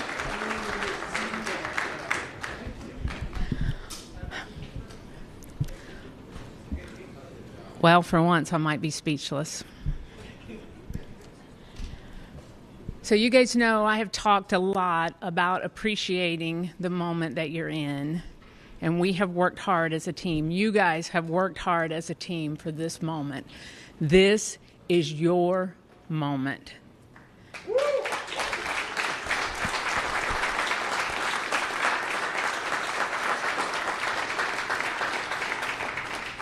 It is not by chance that you are here today. So I want you to look around at this team and know that you have earned it. You have earned your place in the room. You have earned this moment. You have earned your place in history. You were part of a first. Doesn't come along very often. Once in a career, maybe. But we are all part of something incredibly special, the first launch of Artemis.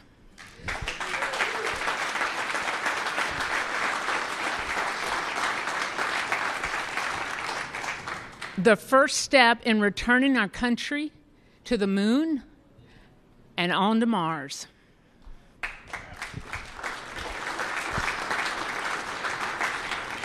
What you have done today will inspire generations to come. So thank you. Thank you for your resilience. You know, I said at the pre-test briefing, the harder the climb, the better the view. We showed the Space Coast tonight. What a beautiful view it is. So congratulations.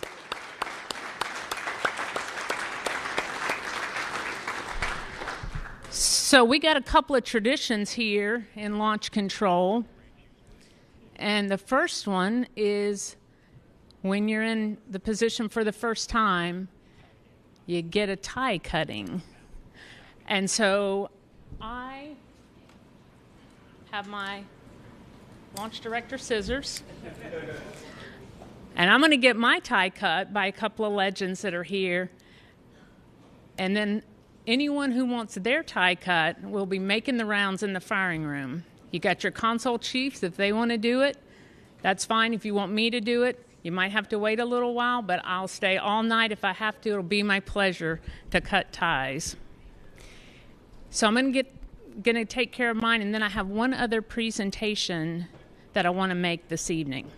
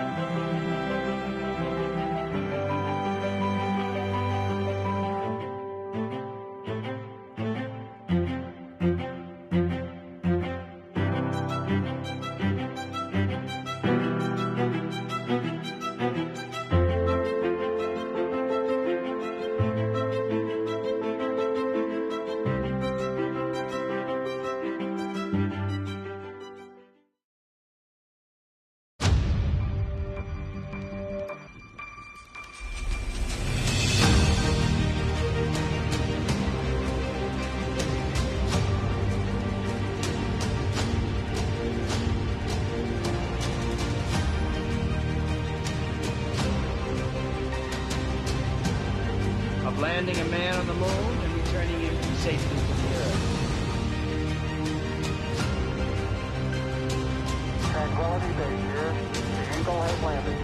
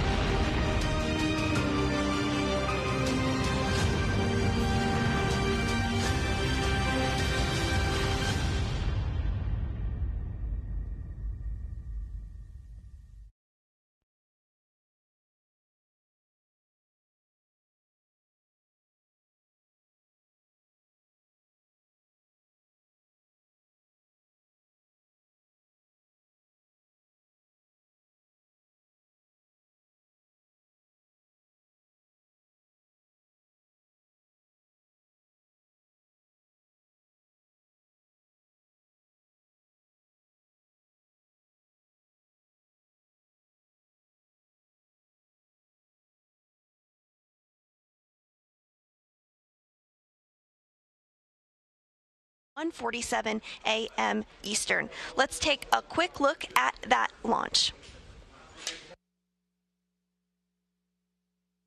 Engine start.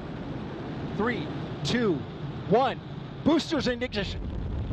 And liftoff of Artemis I. We rise together back to the moon and beyond.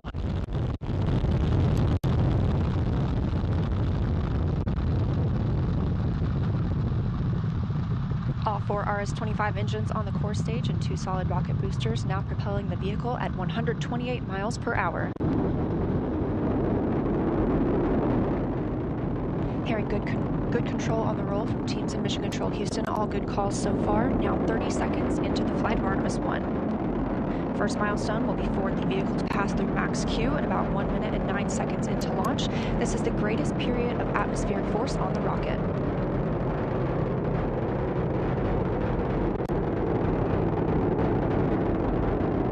SLS now traveling 607 miles per hour.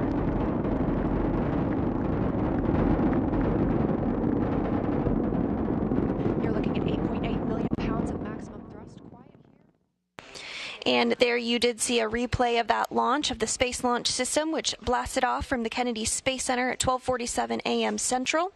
Now, following liftoff, those solar arrays were deployed, and we had translunar injection, which took place, and the ICPS separation also occurred.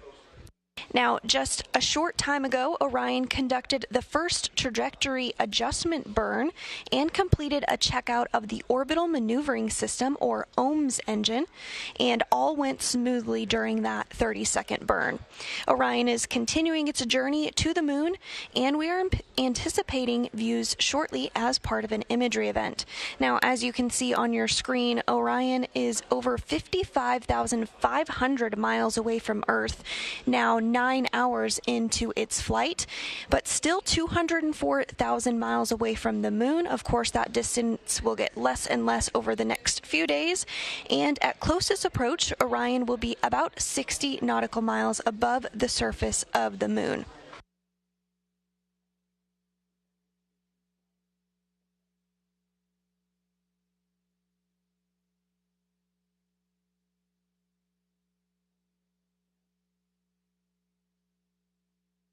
And we are starting to get some of our very first views of the Orion spacecraft. Great view right there in the center of your screen of that large engine, the orbital maneuvering system, or OMS engine, which just performed that orbital trajectory correction maneuver. Again, that all went smoothly.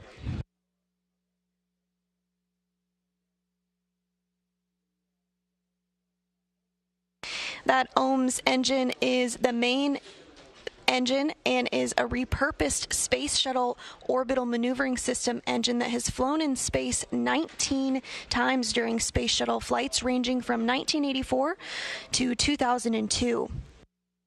And on the side of the Orion spacecraft, you also see some of the auxiliary engines on Orion. There's 8 of those auxiliary engines located on the bottom of the European service module in 4 sets of 2.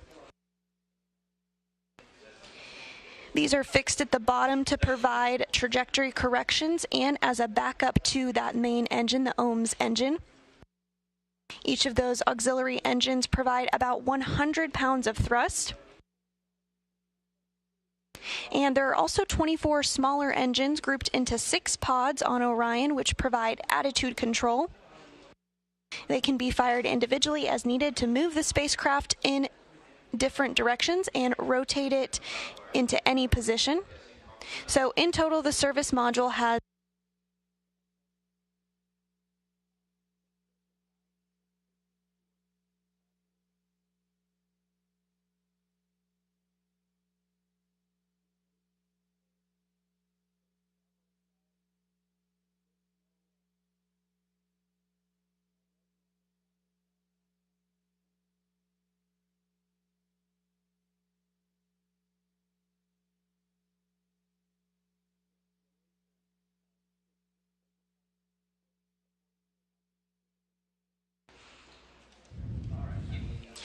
We are now over 9 hours into the flight of Artemis I. Again, SLS launched from the Kennedy Space Center in Florida at 12:47 a.m. Central Time, 1:47 a.m. Eastern. Orion will be completing a 25-day mission as part of Artemis I with a splashdown slated for December 11th.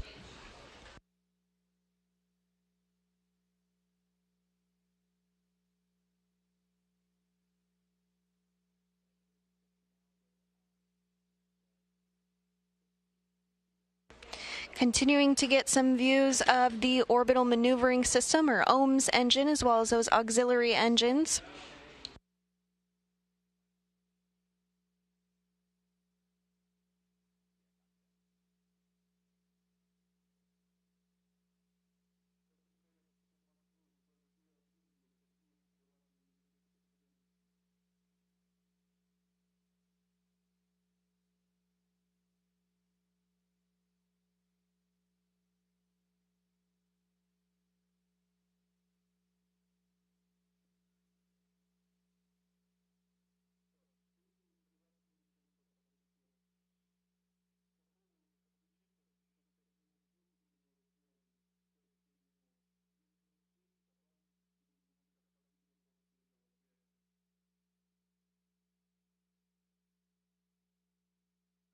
So as we continue to anticipate some additional views during this imagery event, these views will be gathered on cameras that Orion is equipped with. There's actually 3 different groups that fly on the vehicle itself. These include some internal cabin cameras that are, of course, inside Orion. And Orion is an uncrewed test flight, but when we do fly humans on board soon, these cameras will be capturing views of the crew inside Orion. And even though there isn't a crew inside Orion for this mission, we do have those internal cameras still on board to test out their capabilities.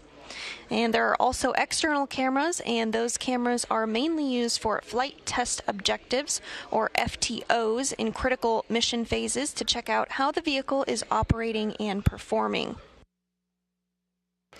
And then there's what we call external SAW cameras. The SAW camera is a solar array wing camera. Basically, the solar array wings are those X-shaped wings that stick out on the bottom of the Orion vehicle. We aren't getting imagery of that just yet, but we might hear shortly. These are used to collect solar power and distribute that to the vehicle itself. And then on the very edge of the solar array wings, there are the cameras, which are used to view different angles of the capsule itself.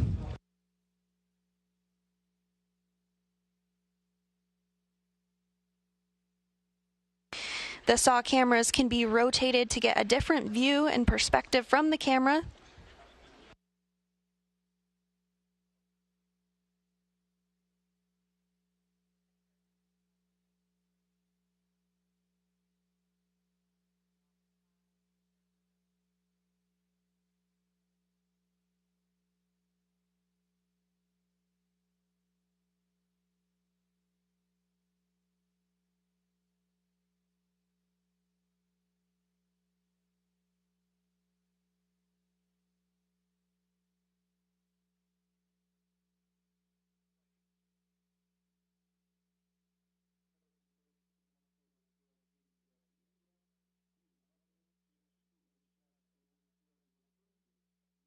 And on this graphic that you're seeing here on your screen, you can make out slightly the solar arrays, those black X-shaped figures there. And that is where those SAW cameras are located that we were just discussing. Orion is over 56,000 miles away from Earth, but still has about 204,000 miles in its journey to the moon. Again, this is a test flight of the Orion vehicle and its capabilities, resulting in a 25-day mission with splashdown on December 11th.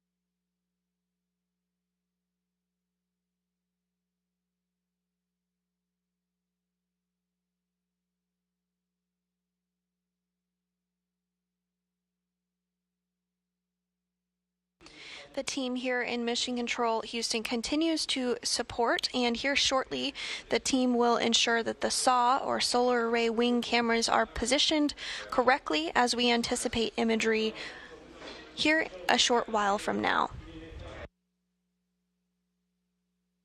Now, this view of potentially Earth will be a little different than what we're used to seeing from the International Space Station, which orbits about 250 miles above Earth. Now, as just mentioned, Orion is currently over 50,000 miles away, so should be a pretty breathtaking image.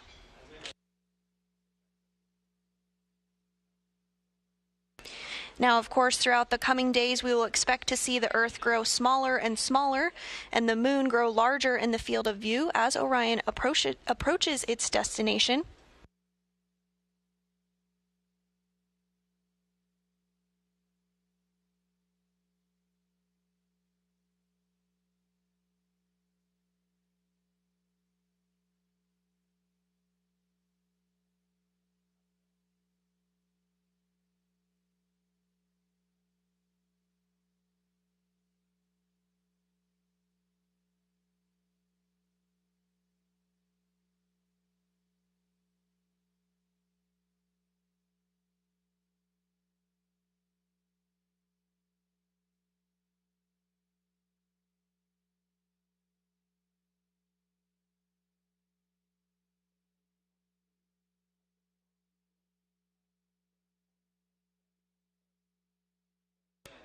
As Orion continues its journey towards the moon, now over 9 hours since it launched from the Kennedy Space Center in Florida, let's look at a broad overview of the Artemis mission to see what has happened so far and what is still to come.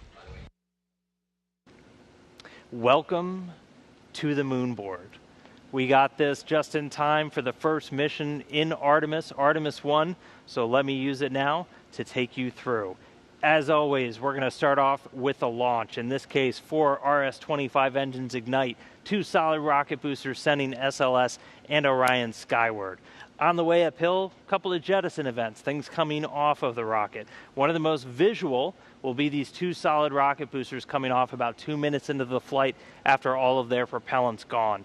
We also have 3 fairings protecting Orion on the way uphill, as well as the launch abort system that will come off. Now, after we get through all of the propellant in that giant core stage, we'll hear MECO, main engine cutoff. It will drop away, turning propulsion over to this, the interim cryogenic propulsion stage, or ICPS. It's going to make its first maneuver to raise up the lowest part of our orbit around the Earth, really put us in a nice circular path around our planet. And while we're in Earth orbit, we can check out Orion, make sure its systems are functioning as we expect before we commit to sending it to the moon. That happens here, the trans-lunar injection, to a 20-minute firing of this ICPS upper stage. And what that's designed to do is really give Orion enough energy to get out of low Earth orbit and make its way to the moon.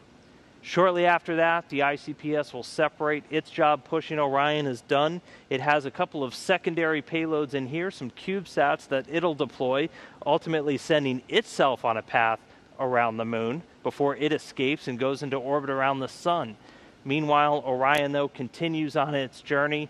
It'll make some correction burns as it fine-tunes its path towards our lunar neighbor before we get into all the exciting stuff up close.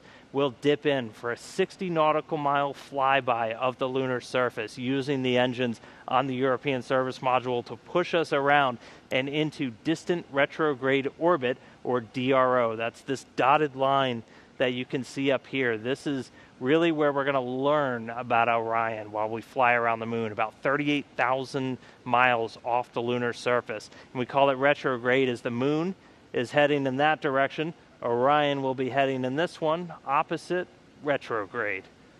Now, after we're done in that orbit, it'll be time to come home. We'll execute a maneuver to exit, do another flyby close to the lunar surface that commits us to coming home and fine-tuning our path towards the atmosphere.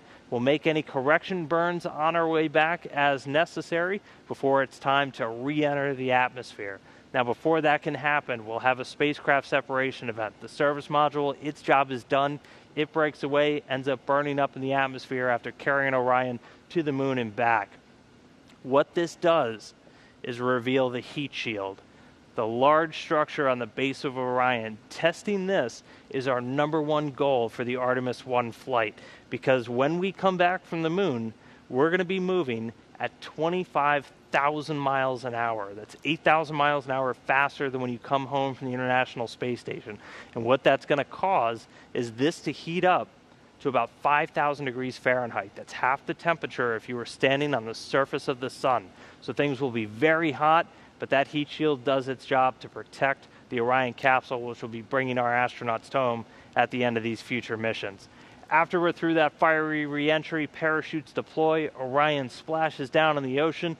We'll have a U.S. Navy ship standing by with recovery personnel to pick Orion up out of the water and bring it in to the first flight in the Artemis program.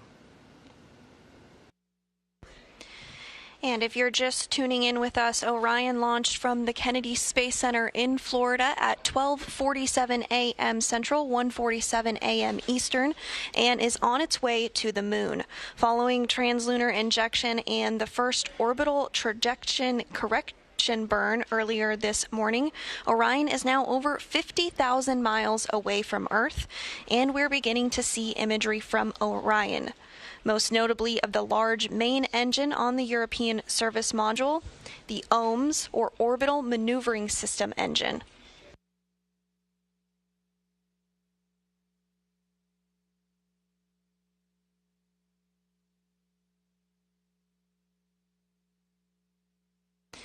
We're also getting some views of the smaller auxiliary engines located to the left and the right of the OMS engine. There are 8 auxiliary engines in all on board Orion.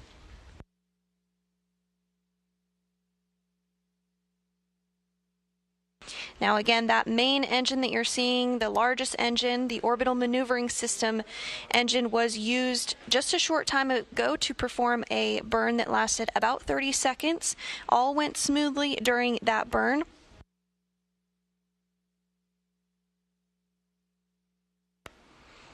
The engine can provide 6,000 pounds of thrust and is equipped to steer the spacecraft, and can also be used in some abort cases to safely return Orion to Earth.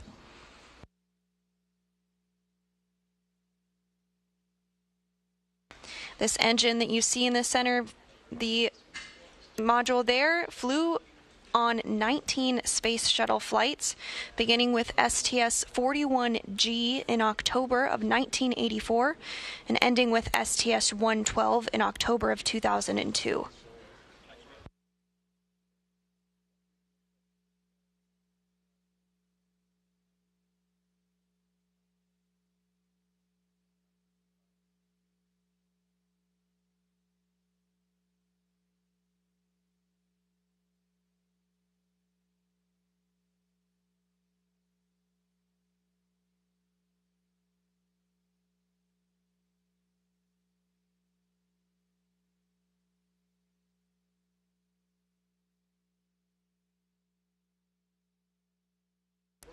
As Orion continues its journey to the moon, we do anticipate potential Earth views here in a short time.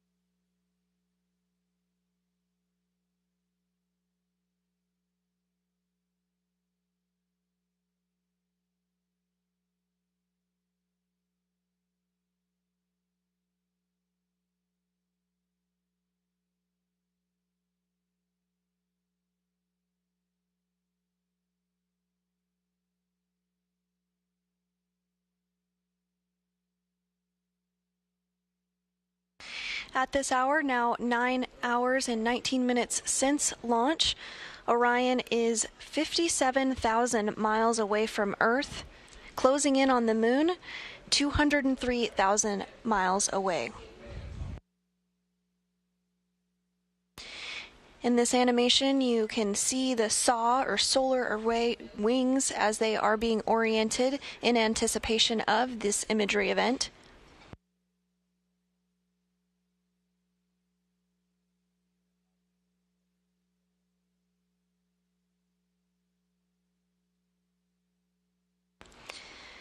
So again, that SAW camera is a solar array wing camera.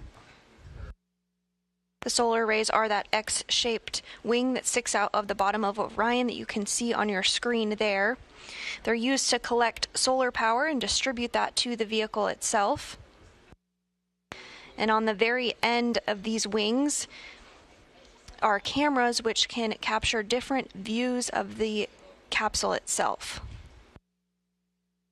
Those wings can be rotated to gather different angles and viewpoints.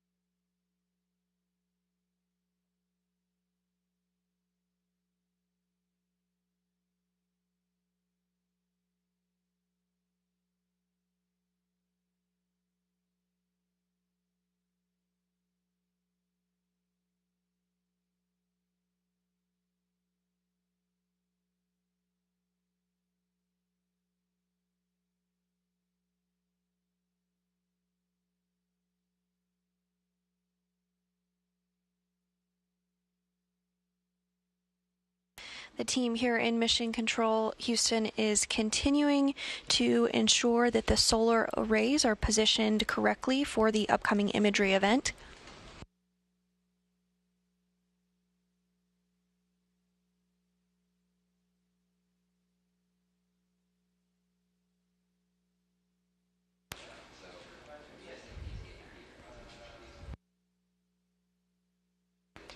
And again, in this shot, we're now seeing a slightly different angle of those auxiliary engines on the sides of the orbital maneuvering system engine. That's that larger engine right in the middle of the European service module.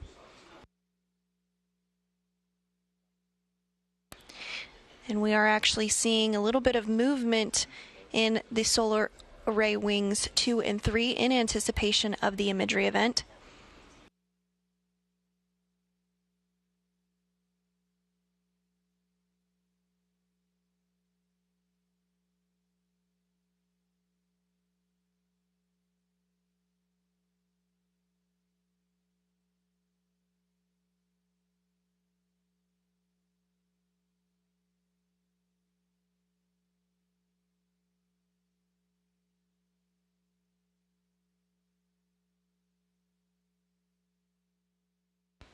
Continuing to get a different perspective of Orion and the European service module as those solar array wings continue to move. As with nearly everything else during Artemis I, the two main objectives for the Imagery system is to capture the flight test objective data and ensure we have a safe built vehicle for crew to fly on. Really starting to be able to make out that solar array wing now in the bottom left, now more middle of your screen.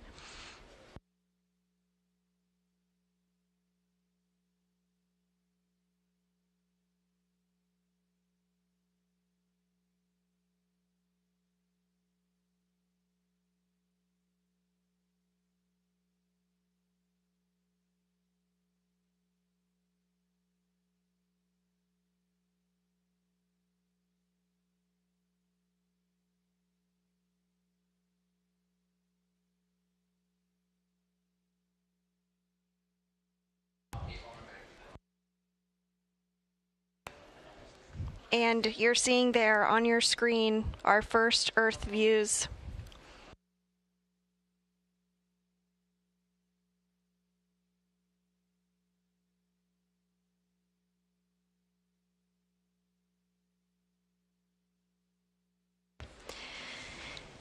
This view of Earth captured from a human-rated spacecraft not seen since 1972 during the final Apollo mission some 50 years ago.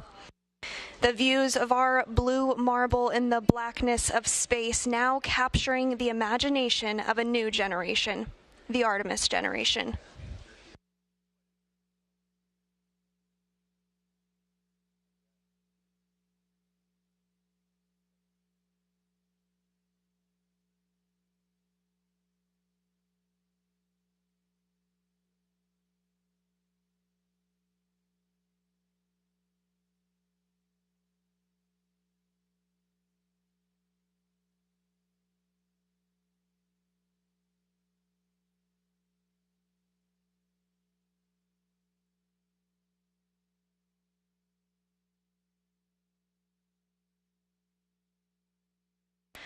Orion looking back at Earth as it travels toward the moon 57,000 miles away from the place we call home.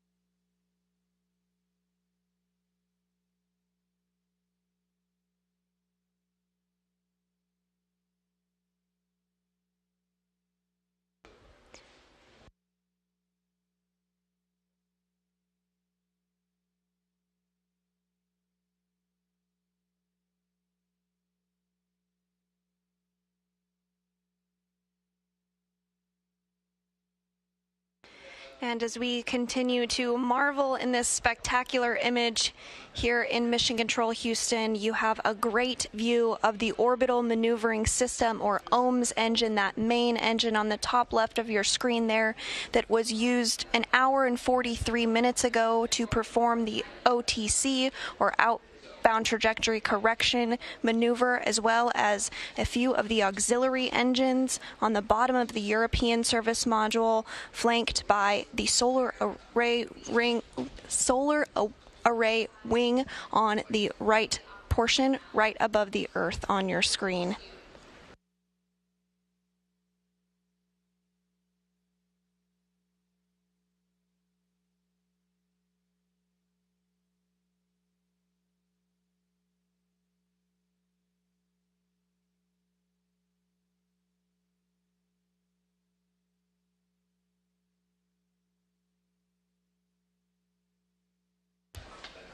And here are some statistics on Orion, now 57,000 miles away from Earth, nearly 58,000 miles away, and 203,000 miles away from the Moon, traveling at 5,459 miles per hour.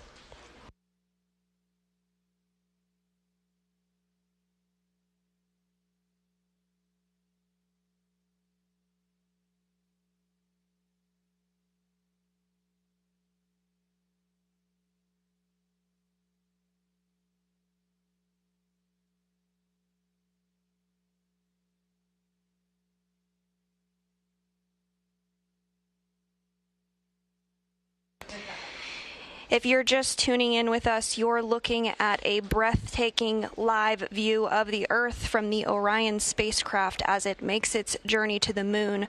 Orion launched earlier today at 12:47 a.m. Central, 1:47 a.m. Eastern, atop the Space Launch System, and is in hour 9.5 of its 25-day test flight mission.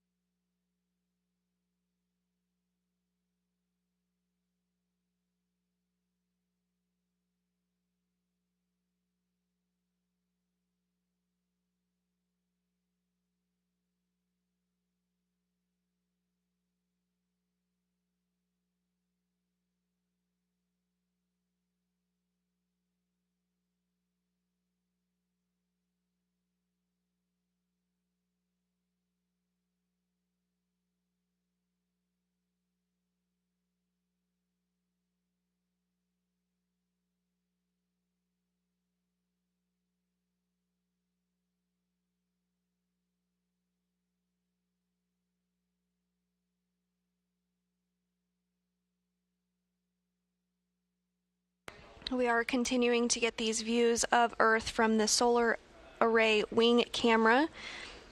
The solar array wing can be seen there in the center of your screen, that rectangular shaped object. Orion is now over 58,000 miles away from Earth.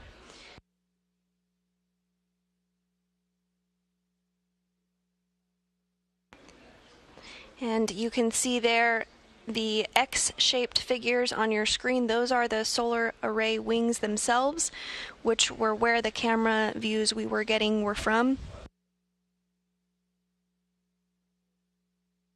And this view from inside the Orion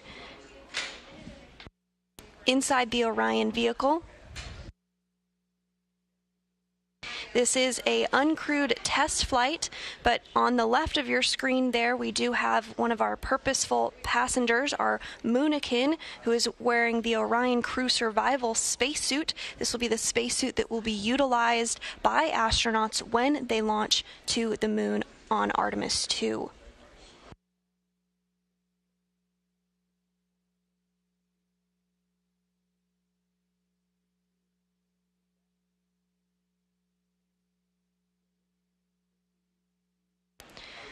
On the right of your screen there, you can see one of the windows that our crew members will have the opportunity to look out from once they make their journey to the moon.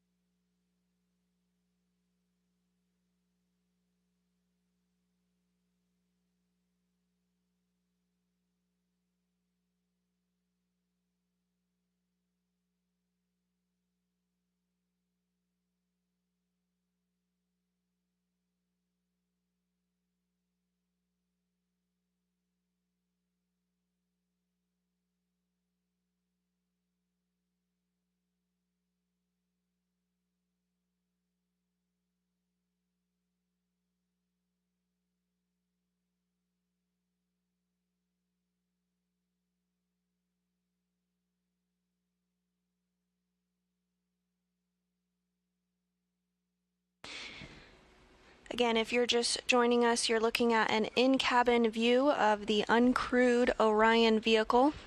On the left of the screen, there is one of our purposeful passengers wearing the Orion crew survival suit that will be utilized and worn by astronauts during the dynamic phases of flight to the moon. As this is a test mission, while all of the components of Orion and the Space Launch System are being tested, the Orion crew survival suit is now having the opportunity to be tested in space as well.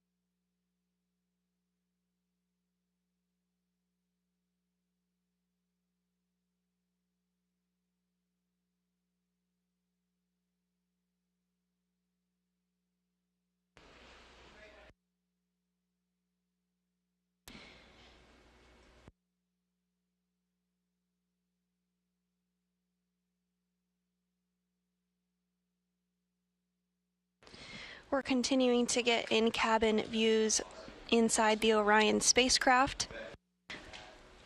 Orion lifted off from the Kennedy Space Center in Florida 9.5 hours ago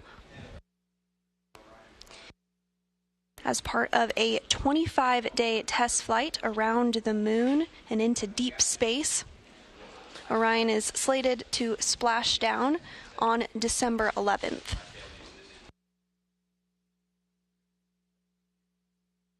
Again, this is a uncrewed test flight, but we do have our Moonikin pictured there on the left of your screen in the seat. They're wearing the Orion crew survival suit.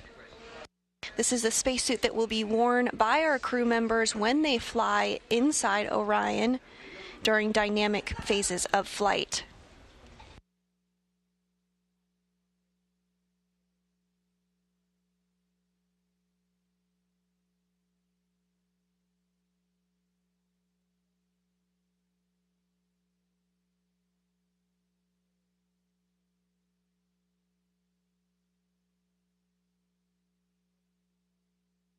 As you can see there, the suit itself is that bright orange color. That is to help make crew members more easily visible in the ocean should they ever need to exit Orion without the assistance of recovery personnel. The spacesuit is also fire resistant and is a pressure garment that includes a restraint layer to control the shape and to ease astronauts' movement while suited up.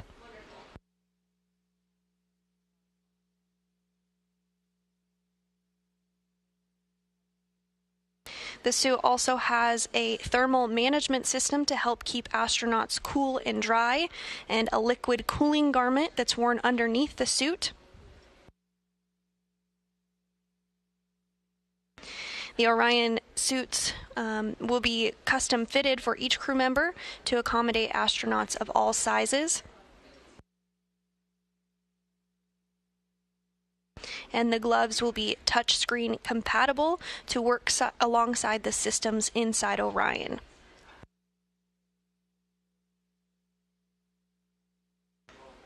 The Orion crew survival suit is primarily designed for launch and re-entry, but can also keep astronauts safe if Orion were to lose cabin pressure during the journey to the moon. Astronauts could survive inside this spacesuit for up to 6 days as they make their way back to Earth if necessary. And the suits are also equipped with a suite of survival gear in the event that, again, they have to exit Orion after a splashdown.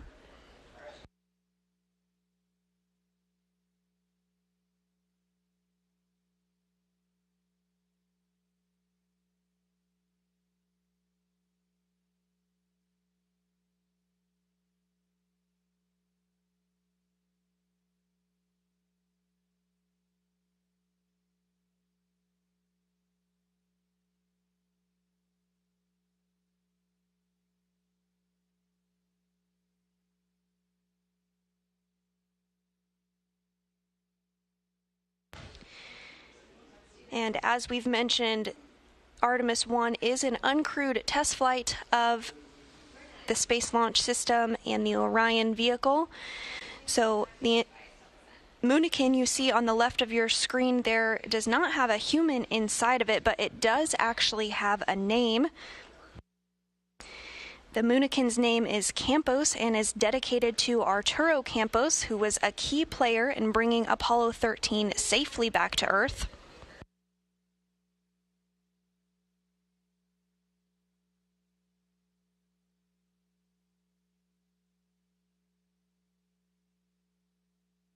The Moonikin received its name as the result of a competitive bracket contest honoring some of NASA's key figures, programs, and astronomical objects.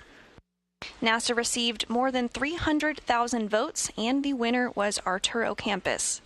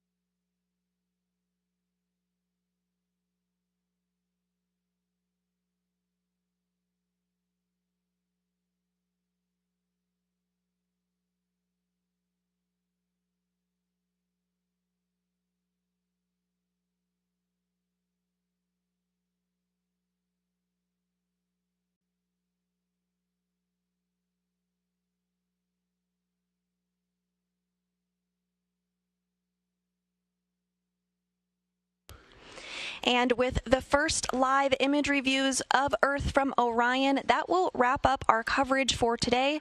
But we'll continue to post daily updates about the mission on the Artemis blog at blogs.nasa.gov/Artemis, and we'll also be posting updates on our social media accounts. We'll be back on the air on Monday to cover the outbound powered flyby burn, at which point we will witness Orion's closest approach to the moon, which will be approximately 80 nautical miles. Our coverage will begin at 6:15 a.m. Central, 7:15 a.m. Eastern, with a burn targeted at 6:43 a.m. Central, 7:43 a.m. Eastern, and closest approach occurring at 6:57 a.m. Central, 7:57 a.m. Eastern. Again, when we're not live, you can check out the blog for updates and also subscribe to the NASA newsletter for updates on the spacecraft and mission. And we're also excited to introduce Artemis All Access, which is a short video product released 2 to 3 times weekly that will provide updates about mission accomplishments with a look at what's to come. Plus, we'll have inside looks and explainers. But for now, with Orion continuing its journey to our nearest celestial neighbor, the moon, that will wrap up our coverage for today. Thanks so much for watching us. This is Mission Control Houston.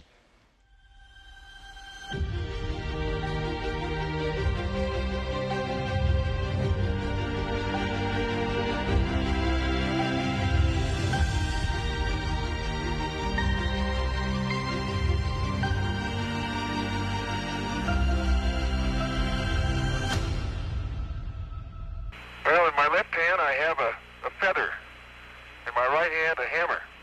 And I guess one of the reasons we got here today was